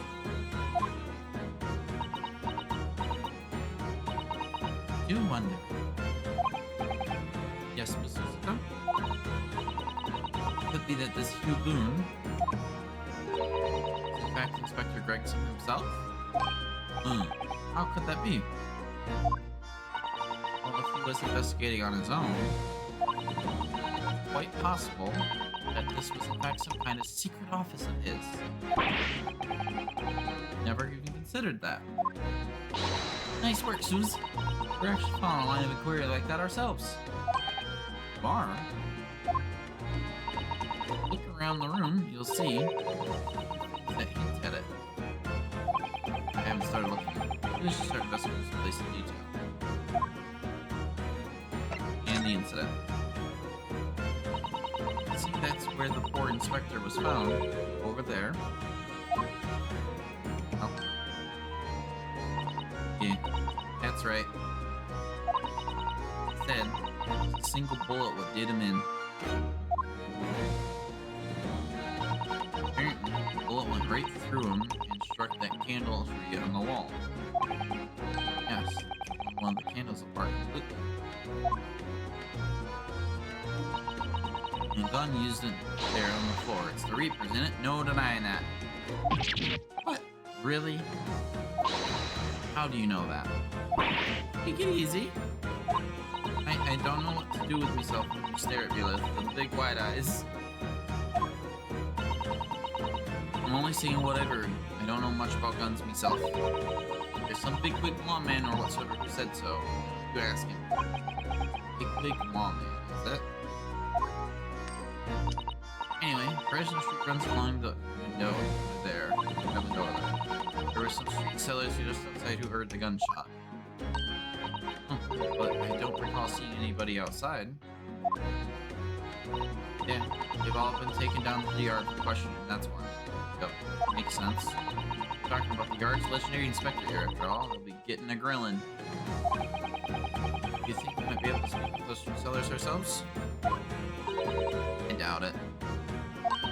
Lads at the yard just want to know what you're snooping around for, and you for a grilling and all.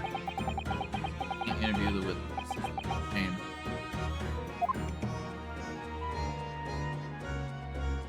Start investigating. Picture here. Oh, photographs there. Suppose it must be a picture of one of the Inspector Grigsman's family members.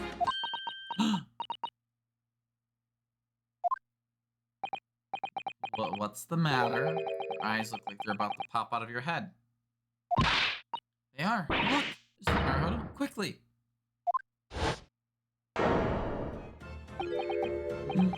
Why do I feel like this one is... There's... That's... No, don't tell me. Oh, it could be her.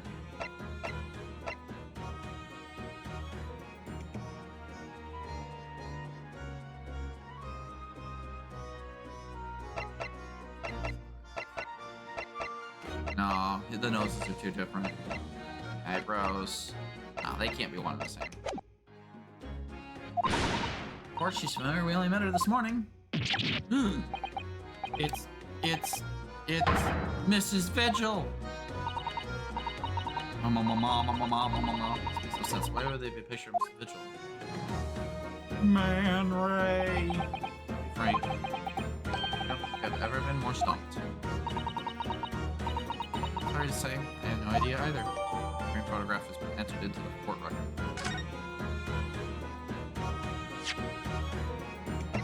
Okay, just a picture.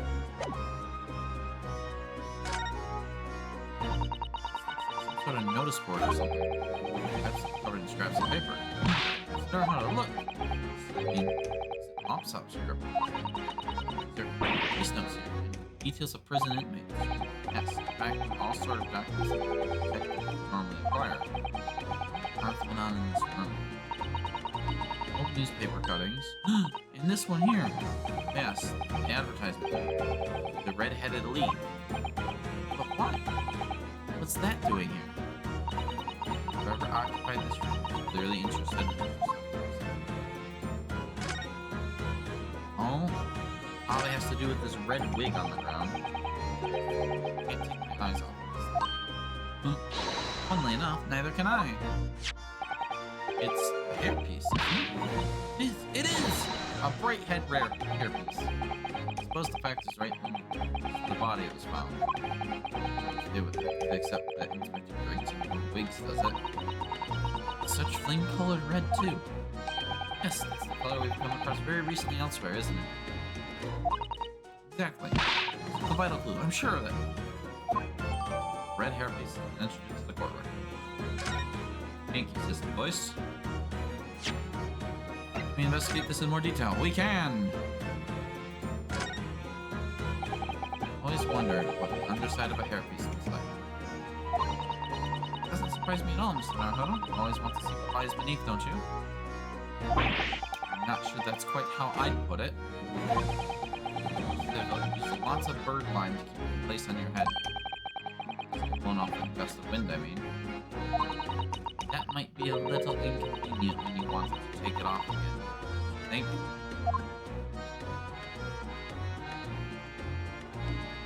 No other investigative spots? Not like it.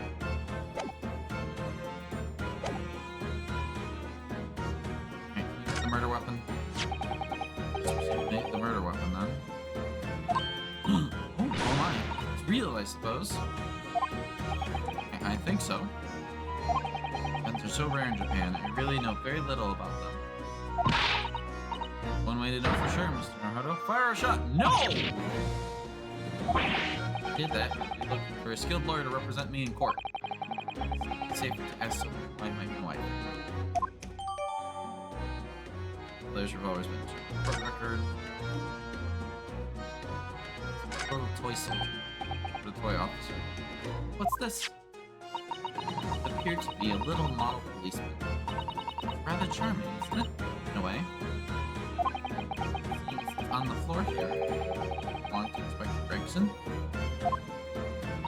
It's a little hard to imagine Lord Van Six playing with something like this. Only about 8 centimeters tall. Falling on someone's pocket, I suppose. Recorded as evidence, just in case. I agree. Rather delightful after all, in a way.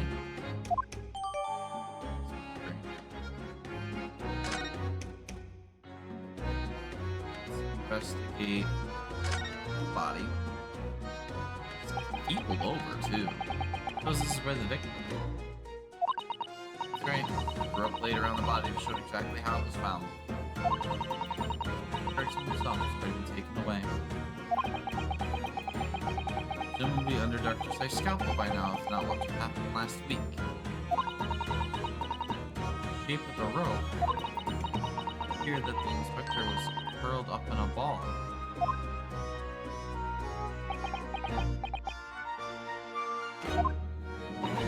You feeling alright, Mr. Naruto? You look like you've just seen a ghost. No, it's just a rope, but, you know, conjures up quite a terrifying image, that's all.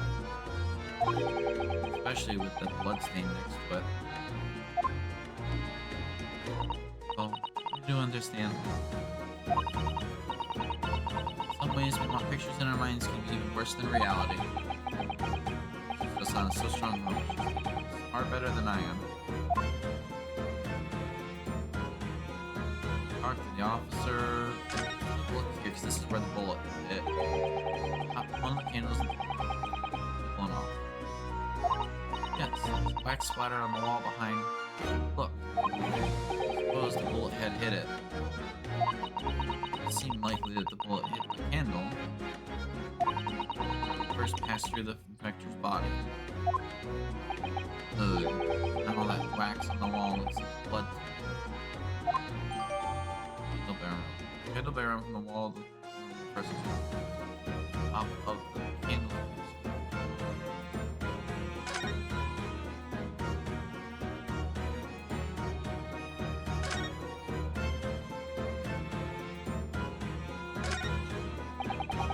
Fireplace would be otherwise, doesn't it? Thick with dust, look. Fair to say it hasn't been used in a very long time. In other words, whoever lived in this room was a party. Or nobody lived here at all. They visited when the occasion arose. I wouldn't like to say which is more likely.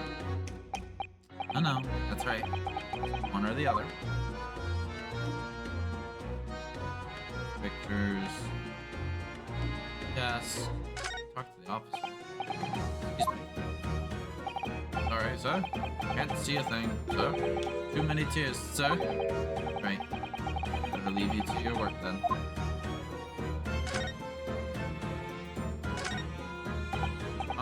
Excuse me. You're looking down on us from the great beyond, Inspector. Don't worry, we'll look after things as they are. Interrupted some deep thoughts there. Window. These very haphazardly nailed with boards over broken glass, haven't they? Couldn't even call it a window anymore. Well, remember the window in Mr. Natsume's room? It's totally blocked up with bricks. Does let some light. Couldn't say nothing more about it. I'm starting to feel even more sorry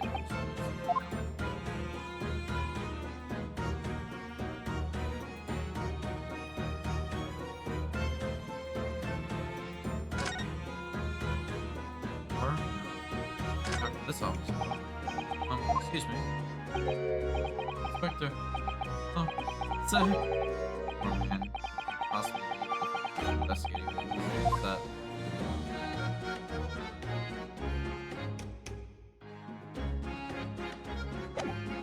Back here. Evidence to her. What do you make of this? Is it evidence? Maybe? No, not exactly. Ain't been long enough in the job to get all this deducted business yet. I swear, I'm gonna get the person who did this to the boss. Oh yeah, we haven't even looked at something yet. Oh, this charming policeman appears to be a little worse for wear. I'm not convinced about the charming part, but yes, you're right. It looks fairly heavily manhandled. Also, something around some fun. Shall we try twisting around for fun? Around and around too? For fun? Whoa! What's that? Appears to be some sort of key. It's tiny though. Could be a key for a door, not that size. Or I wonder. Yeah. Yeah. Yeah. It's like some sort of key. It does. Very tiny, little key to the inside of it. What's it? I don't think that's a key.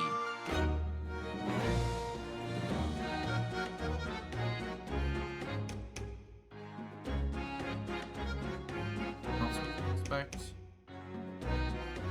No.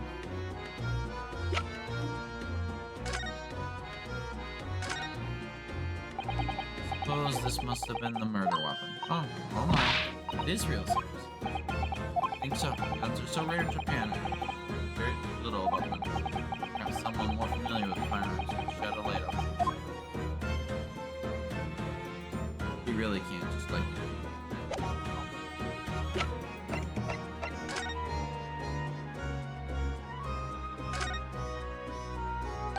Ah! Black marks here, look! Yes, they look like some sort of scorch marks. Perhaps a bullet struck the candle here, do you think? One candle has been cracked in half. Yes, I think you might be right. Firearms are rarely used by criminals. I'm afraid I'm not knowledgeable about them.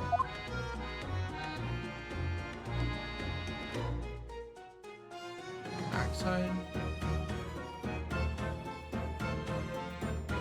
Front side. Revolver already looked at it. Haven't looked at this yet. Chief Order Daily Vigils relieve his post from media factor and violating Clause 132 of Her Majesty's Code of Conduct of Prisons. All rights to redundancy pay or other financial are revoked. Reason for still aiding and abetting the escape from the prison conduct prior to this escape will be investigated for cooperation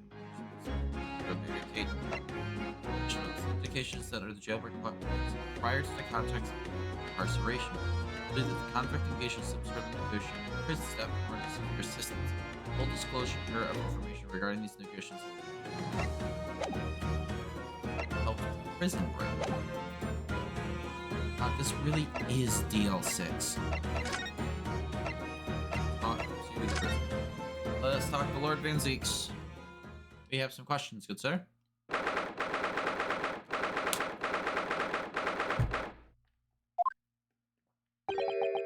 he is, Lord Van Zeeks behind bars.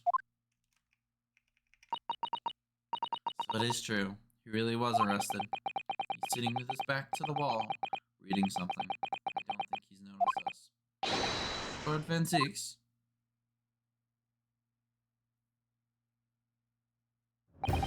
Fancy meeting you here.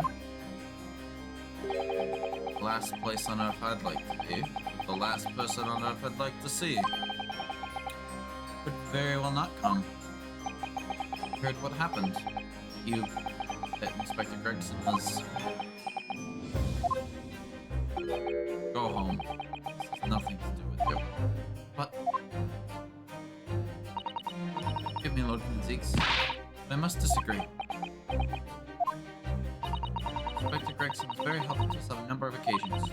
We're indebted to him. At the very least, owe it to him to find out the truth about his death. must help us with our investigations, please. Really nothing I can tell you. You're just reading the back of the cell there. Related to the case? This? The yard isn't quite so cavalier with its information as to share case details with us. This is a letter from an old acquaintance. Oh, who might that be? Someone you know, as it happens. Albert Harebrain. Of course, yes, I keep forgetting they went to the same university. I would like to read my correspondence. Let's get this over with, shall we? What is it you want to know? Strange. I mean, let's face it, Lord Van Zeeks never minces his words. But they seem to have less bite than usual. Probably because he's got bars between you. What happened? Please tell us your side of the story, Lord Van Zeeks. What happened? How much do you already know? You know that the inspector was shot dead in a small rented room on Fresno Street. Found there by the police when they arrived. And that you were found there by the police when they arrived on the scene and immediately arrested. And we were told nobody else in the room and there was someone who heard the gunshot. And you're well informed. There's really nothing I can add. This, I don't know what happened myself. Gunshot? Obviously you didn't fire the gun, did you? I'm not in the habit of shooting the people I work alongside. I also heard the noise. However, before I had a chance to investigate, I was apprehended by the arriving officers. He actually doesn't know what happened. I might ask, what are you doing in the place to begin with? I don't need to answer that. Oh? After all, you're not representing me. Going to need a lawyer, though.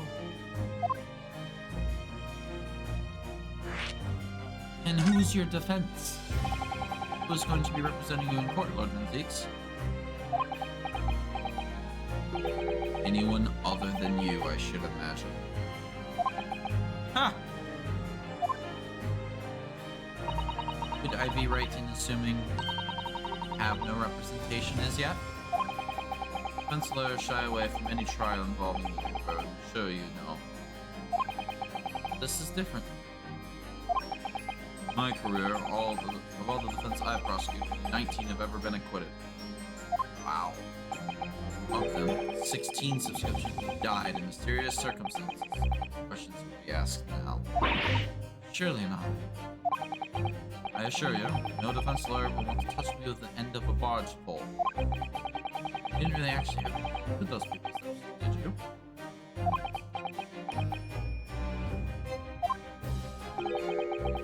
It's been 10 years now that I've been known as the Reaper of the Bailey. Believe me, nobody wants to know the true identity of the killer more than I. However, it seems things may come to a head before I have the chance to uncover the truth about them. What does he mean by that? Harebrain's letter. The trial. Harebrain was supposed to go straight back to Germany. A letter to inform me of his safe arrival home, arranged his passage by sea and rail. It's a relief, I must say. It should now be beyond the reaches of the Reaper. The Reaper doesn't follow people abroad. Yes, so it seems. Stupid little Nipponese friend, for example, told me he was keeping well in Japan when I inquired the other day. That's right. He's an author now, happily working in Tokyo. So Professor Harebrain is safely back in Germany now. He is.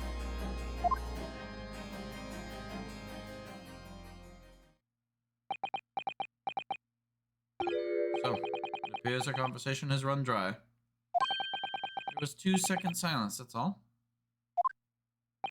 Well, in any event, if you'll excuse me now, I wouldn't like to detain you. was wondering, Lord Fenzix, if you'd like, I'd be happy to advocate for you. You trust me, do you? Yes.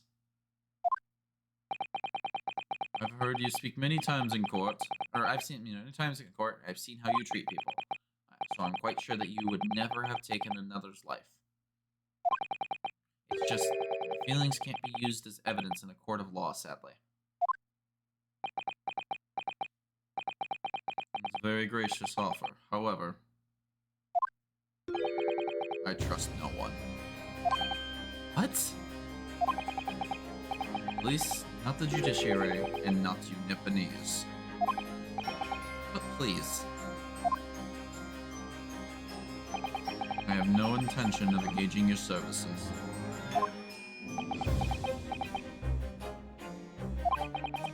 Chasm is just too wide and too deep, it seems. I'd appreciate it if you don't visit again. And neither of us will waste any more time.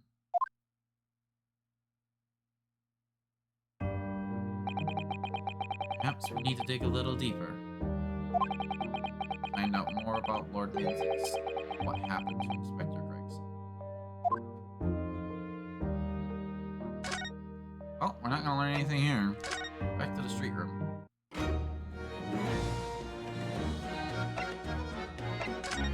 Is there a Sholmes here now? There's not a Sholmes.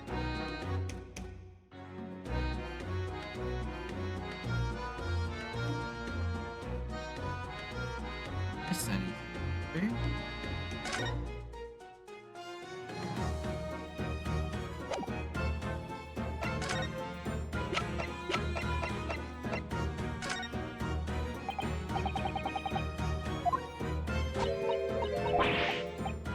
I don't think she's gonna tell us anything.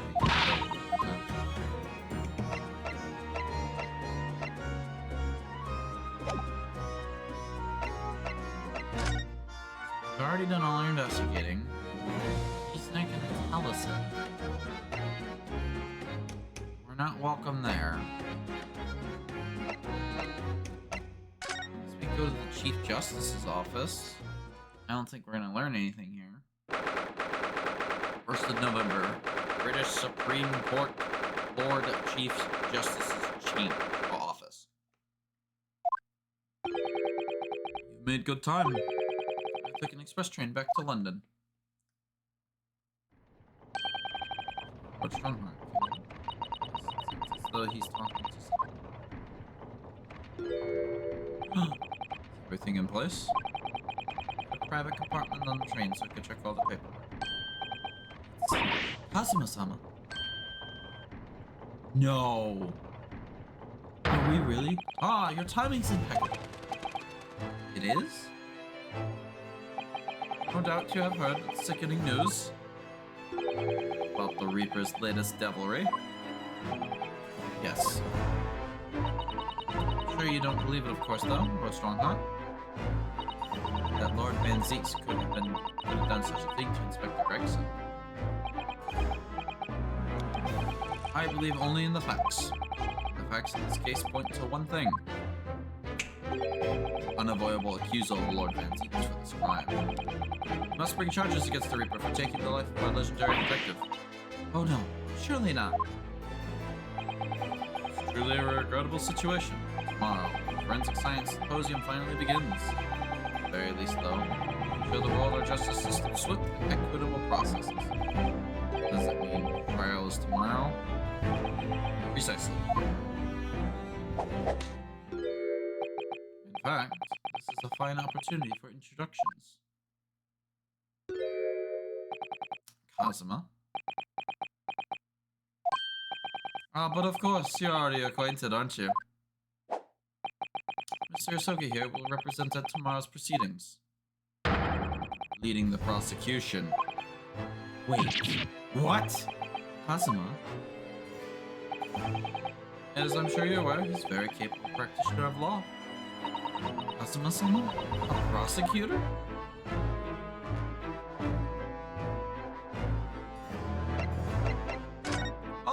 got some questions. I'm sure you can imagine tomorrow's trial will be closely followed all over London. In fact, no, people all over the Empire will be watching closely to see how it unfolds. There's no salvation for anyone in a trial prosecuted by the Reaper of the Bailey. And now, the Reaper himself must stand in the dock. Should actually pay attention to who's speaking. Quite so. Public consensus about the Reaper. Answers about how and why those escaped officials have secretly died mysterious deaths. Lord Van firmly denies any involvement in such matters. And there have been thorough investigations that have proven to be innocent. That's certainly true. Or it has been, at least, until now. No, tomorrow's trial will mark the start of a new chapter in our country's great judicial history. Peter Issa. So, Cosmo will be the prosecuting tomorrow? That's right. What? He's a defense lawyer, Lord Strongheart. Accomplished young law practitioners cannot pick and choose their roles. Imagine what it will mean for the prosecution to know what strategies commonly employed by the defense. Devastating combination, wouldn't you agree? Absolutely. No doubt at all, Cosmo will be razor sharp as a prosecutor. Why Cosmo-sama? There are surely many other highly skilled prosecutors in Great Britain. It was a personal request. I asked to be assigned to the trial. You asked for this? But why? It'll all become clear tomorrow. Guessing you intend to stand for the defense, don't you? Although, the Reaper appears to be turning down all offers of representation.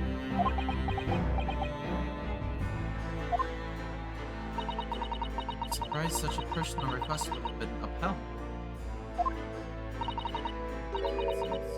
So unprecedented, quite exceptional in fact.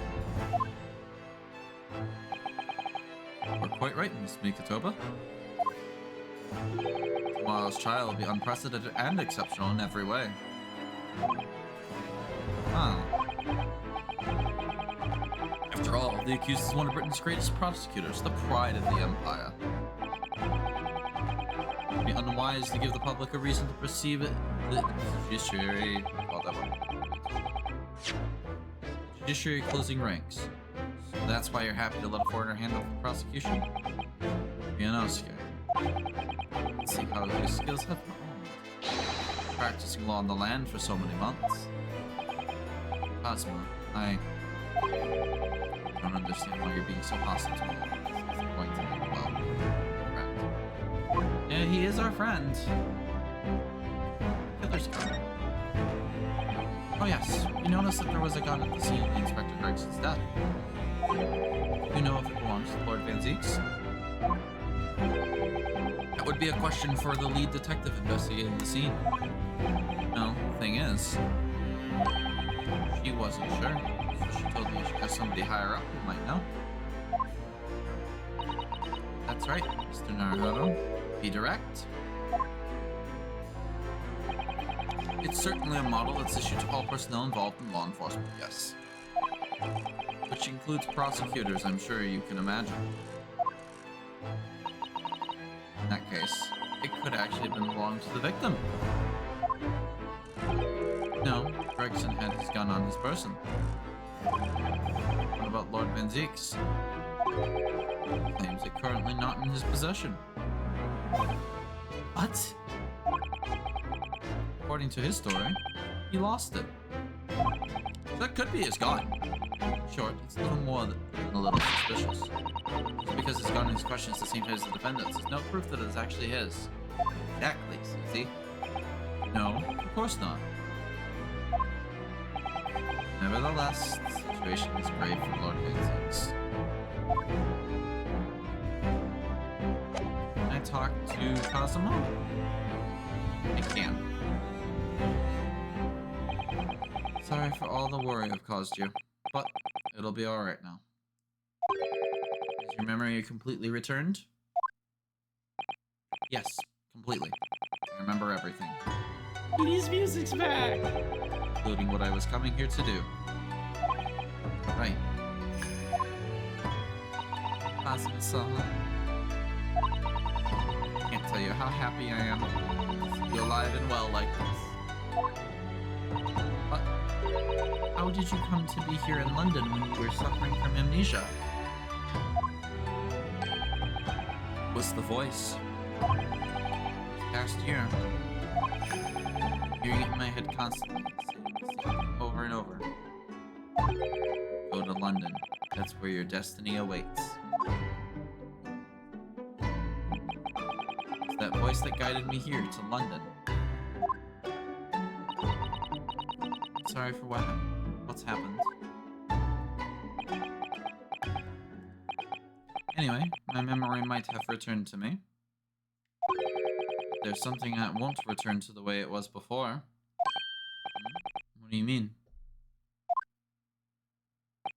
I'm a prosecutor now, so I'm sure our paths will cross again very soon.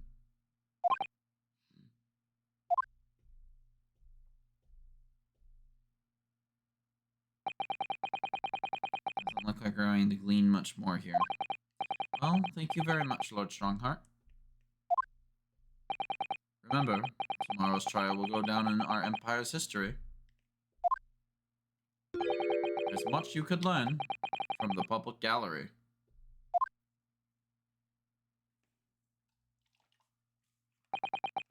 Sorry to have taken up so much of your time. We'll see ourselves out. Hold it! That's Cosmo. Before you go, Ryunosuke. Oh, what is it, Cosmo? I just wanted to thank you. Cosmo-sama, what? Took my determination to heart and brought it over the ocean in my stead. Carried out my role to perfection. Always were intent on setting British law in order to change our own justice system. It's your dream, and Mr. Naruhodo didn't want that to die with you. Yes, but I had another purpose for coming here.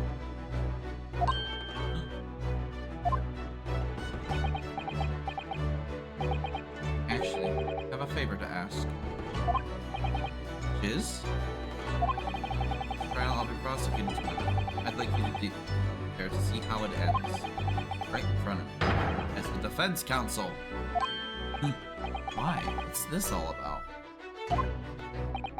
You know you have what it takes. But Lord Van Zeeks would never put his faith in my hands. On the contrary, he recognizes your talent. He does? It's not easy to see behind the facade sometimes. Here, have a look at this. That's Gregson. Gregson. Whoever it must be. By the looks of it. Who's the third person? That must be his brother Kurt. Displayed very prominently in the detective's office. Gregson's office, you mean? Yes. What I'm trying to say is, if you really think you can trust the Reaper, you might find that some straight talking makes him take a different view. Take it. Dragon's photograph has been entered into the court record. Thank you, Sister Voice. I don't understand. Why are you giving me this? Sorry, Ryunosuke. Visiting hours at the prison are almost over. What are you doing, Kazuma? Well, we know what we need to do to talk to him. Well, back to the prison. The 1st of November, local prison, cell 1. Lord Van Zeeks is still reading that letter. We've been gone quite some time, though. Either he's incredibly a slow reader, or it's an incredibly long letter. I might even be able to read English faster than he can. He didn't like that comment. I was intending to ignore you entirely. But I can't turn a deaf ear to such an insulting Nipponese. Ooh, sorry. Didn't think you'd hear that. I had the case notes brought to me in secret. I was reading them to pass the time. Yes, we heard that your trial is set for tomorrow. None of your business. So, you found a lawyer? How many times I must reiterate the same thing? This has nothing to do with you. Other words, no. We're just talking to Lord Strongheart. The prosecutor for your trial has been decided. I expect nothing less, though I have no idea who it is. It's going to be Kazuma Asogi. Asogi? It made the color drain from his face.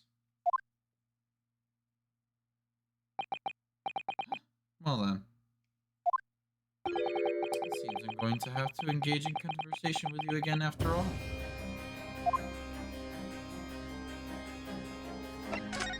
Let's start by presenting the picture. Came by this old photograph. Where did you get that?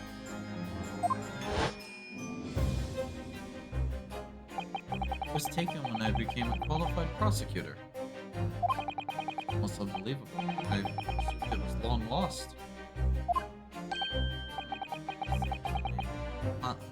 The man on the left there? Yes, it's my brother. Clint. Not Kirk, Clint.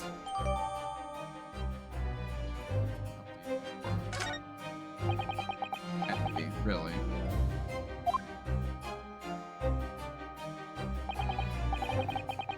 And this picture was prominently displayed in Gregson's office. He had a deep respect for you. Are you aware of that? Respect? That's nonsense. We've heard someone to attest it very clearly. Really, Gina Lestrade, no less.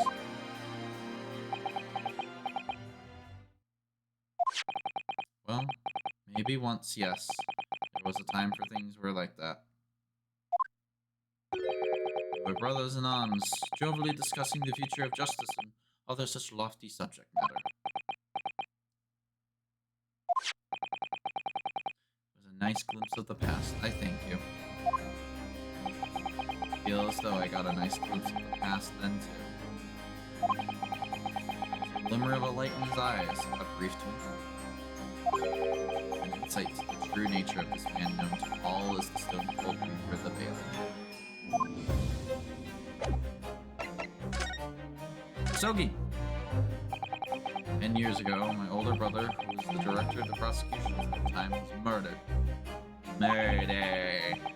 Killer, as you know, was a visiting student from the Far East. Not a single day goes by, and I don't curse the name Asogi. Kenshin Asogi is Kazuma-sama's father. What cruel twist of fate is this now, 10 years later? Grandson is crucifying me in some kangaroo court? Still don't understand why Lord Strongheart apprentice. What he does, no doubt he knew the young man's true identity from the outset. Could have been hoping to achieve. Not forget it was only 8 days ago that Kazuma recovered his amnesia. Would Lord Strongheart decide to trial somebody like that? It's okay. Name is very epitome of my bane. Bane that is you Nipponese. Right, hatred of all us Japanese. Nipponese bane. Only been just appointed as a prosecutor when it happened 10 years ago. Brother Clint, director of prosecution, took down a mass murder. So-called professor? Assigned to the investigation as his partner. Certain visiting student was dispatched from Scotland Yard. Oh, that was Genshin Isoji? Yeah. I felt a deep respect for the man. He seemed noble-minded and chivalrous in the extreme to me. But none of us saw the true nature of the man. So I lost everything when it happened. My esteemed brother, the people I believed in, any semblance of the right prevailing over wrong. Oh, how awful. Avenge my brother and prosecute Nasogi's trial. Wouldn't ordinarily have been allowed, but I plagiarized the ascribed prosecutor until he consented. Mean by the ascribed prosecutor. Man in charge of the professor case inquiry, Lord Mail Strongbard. This case is so deep intertwined. I don't like this. This really screams DL6. Wait, what? Lord Strongheart was a highly accomplished prosecutor. He agreed to relinquish the trial to me and act as my advisor instead. Since that time, he's the one person to whom I felt indebted. I'm sure that you must have seen your zeal for the case and recognized your potential as a prosecutor. Anyway, time passed, and then earlier this year, I should arrive in London, but you. Huh. And of all things, as a lawyer.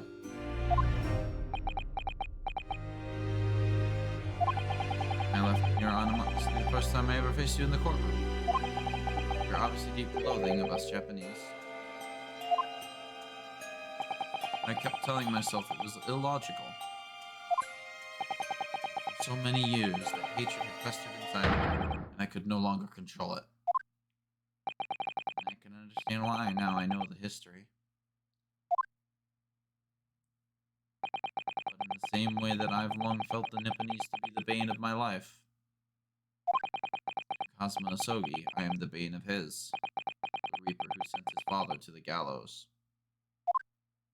He's looking for revenge, and he intends to take it in the court tomorrow.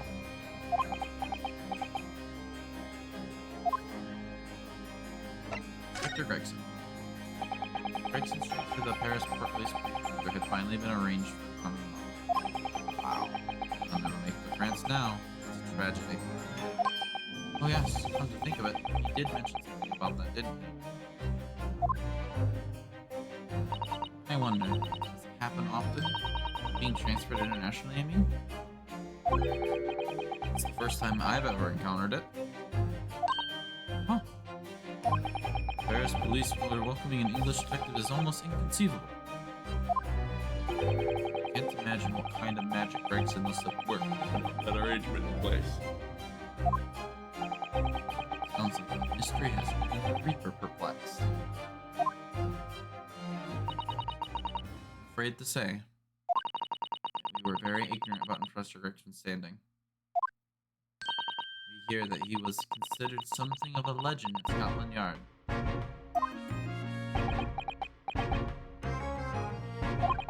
Again, 10 years ago that he first made a name for himself by covering a decisive piece of evidence that exposed the professor's identity. Was it for Gregson's singular approach to the case, the discovery would never have been made. Sort of approach. After my brother's life was taken, the inspector pushed for a full autopsy. Why, 10 years ago? Why is that so surprising? Autopsy was considered a desecration of the body at the time, rarely performed. My brother was, of course, a noble, and made the idea of it even more unthinkable.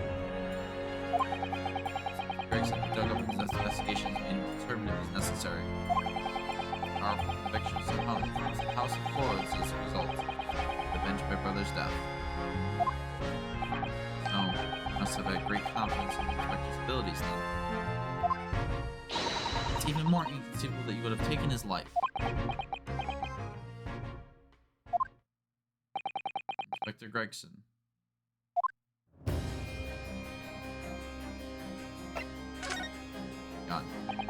bought the gun used to shoot the inspector that was found at the scene. Ah, yes, that's not mine. His common opinion seems to be that it is. What do you expect me to say to that? What Shanghai informs us that you have misplaced your firearm. As embarrassing that is, I'm afraid it's true. When did you lose it then? That I don't know. Uh-oh. It was issued with a revolver when I first became a prosecutor 10 years ago. Stowed it somewhere, I suppose. Or left it somewhere, perhaps. Not helpful. You have something in common with Lord Van Zeeks after all, Mr. Narbo. A talent for misplacing things. No. This has nothing to do with me. Don't drag me into it. Don't make the mistake of associating with this Nipponese. Oh dear. The rift is very wide, isn't it? Not decisive evidence, clearly. It doesn't look good, that's for sure.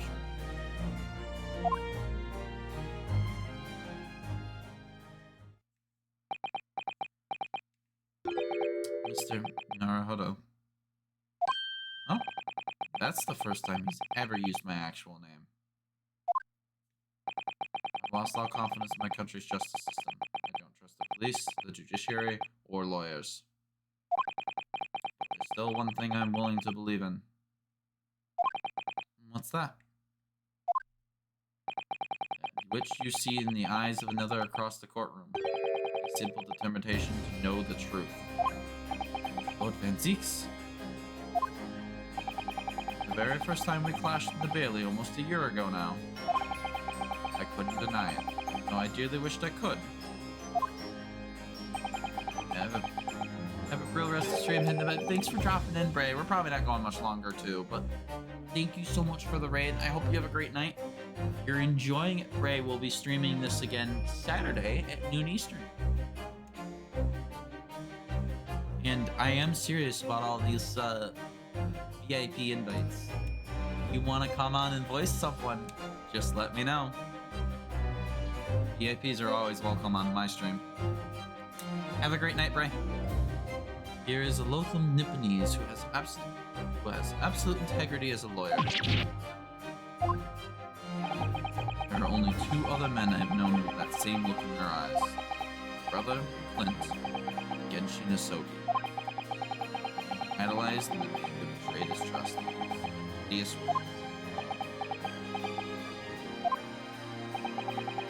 You showed me the photograph just now. It reminded me. You mean this photograph? Back then I was able to laugh. I was free of the shackles of the mistrust that plague me now. I looked to the future with hope. Since then, I've protected myself against betrayal by refusing to trust anyone. But at times, the mire into which I've sunk makes it impossible to so sorry. Mr. Naruhodo. I want to believe in that look in your eyes. I need you to believe in it. Tomorrow's trial. Will you advocate for me? Of course we will, with open arms. Of course I will. It would be an honor. So please, Mr. Naruhodo. My life is in your hands. Lord Van Zeeks.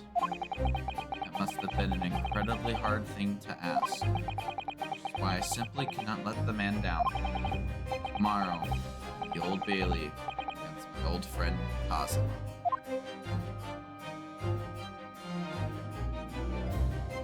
You know, it took us 2 3/4 hours to get through the first part. That ain't terrible. We are still technically ahead of pace. So, we will move to trial on Saturday. Moon, if you're still hanging around, I hope you're ready for the chaos that is known as the courtroom. Anyways, with only 10 minutes left of stream, 15, I think we should call it quits a little early. Just because if we start trial, we're going to get caught in chaos and we'll not have a good stopping point for like 2-3 hours. So, in that case, I think we hit the button. Thank you for pressing the self-destruct button. This ship will self-destruct in 3 minutes. As we break the camera, as I'm not surprised here. Anyways, thank you all for joining us for the Great Ace Attorney 2. As we just started episode 4, we are going to continue this Saturday at noon Eastern time. I am hoping to have Moonlit X Shadows on with me as well. It'll be nice to actually have an extra voice going with us for the day, but you can never say, you gotta deal with the hand you're dealt, or in our case, whatever's in the court record. Well, like I've said before, Greatest Attorney 2 all month long. That includes Saturdays, Mondays, and Tuesdays, and Saturdays, and Mondays, and Tuesdays, and Saturdays, Mondays, and Tuesdays. All the way up until March 31st, where there will not be a Saturday stream. That is correct. You heard that here first. We will be taking Saturdays off of the schedule for 2 weeks. Saturday, March 31st, and April 6th. I will not be in town. I will not be able to stream because I will be too busy slinging expensive cardboard, hoping to be able to go to Austin, Texas in the summer. We'll see if we get that lucky or not. In the meantime, looking forward, if we get this finished early, I would expect some non-content streams. By non-content, I mean non-game completing streams. So we might bring back the OJ for a stream or not. We might bring back Jackbox. I might commandeer Moon Server again. I would expect that to start popping up. We won't know until we get closer to the end of the 5th trial, where we're on for pace. If for some reason we don't finish on time, oh god, I don't want to even think about that. It just means we will jump directly into the next game following my return from Yu-Gi-Oh! We'll finish it up and then we'll take that. So, as I said, after Great Ace 32, we're going to start doing Persona 4 Golden, and Pokemon's going to start returning to the channel. I'm right now working out some details with one of my moderators by the name of Maxwell, and he wants to do a Soul Link. That'll definitely be the Tuesday slots that are going to be, and then we'll do Persona 4 Golden on the other slots, and then a Saturday or we'll rotate some orange juice in there. Anyways, I need to get you guys over to a good friend of mine, and I guess I'm sending you over to a good friend named Shroomy, because I think they are live. And they're playing WWE. I guess I'm going to send you over to Maddie, who's a good high school friend of mine. They're playing Warzone. I don't want to watch Warzone. I guess there won't be a raid tonight. Anyways, I hope to catch you guys Saturday for some more Great Ace Attorney 2. I hope to catch y'all next time.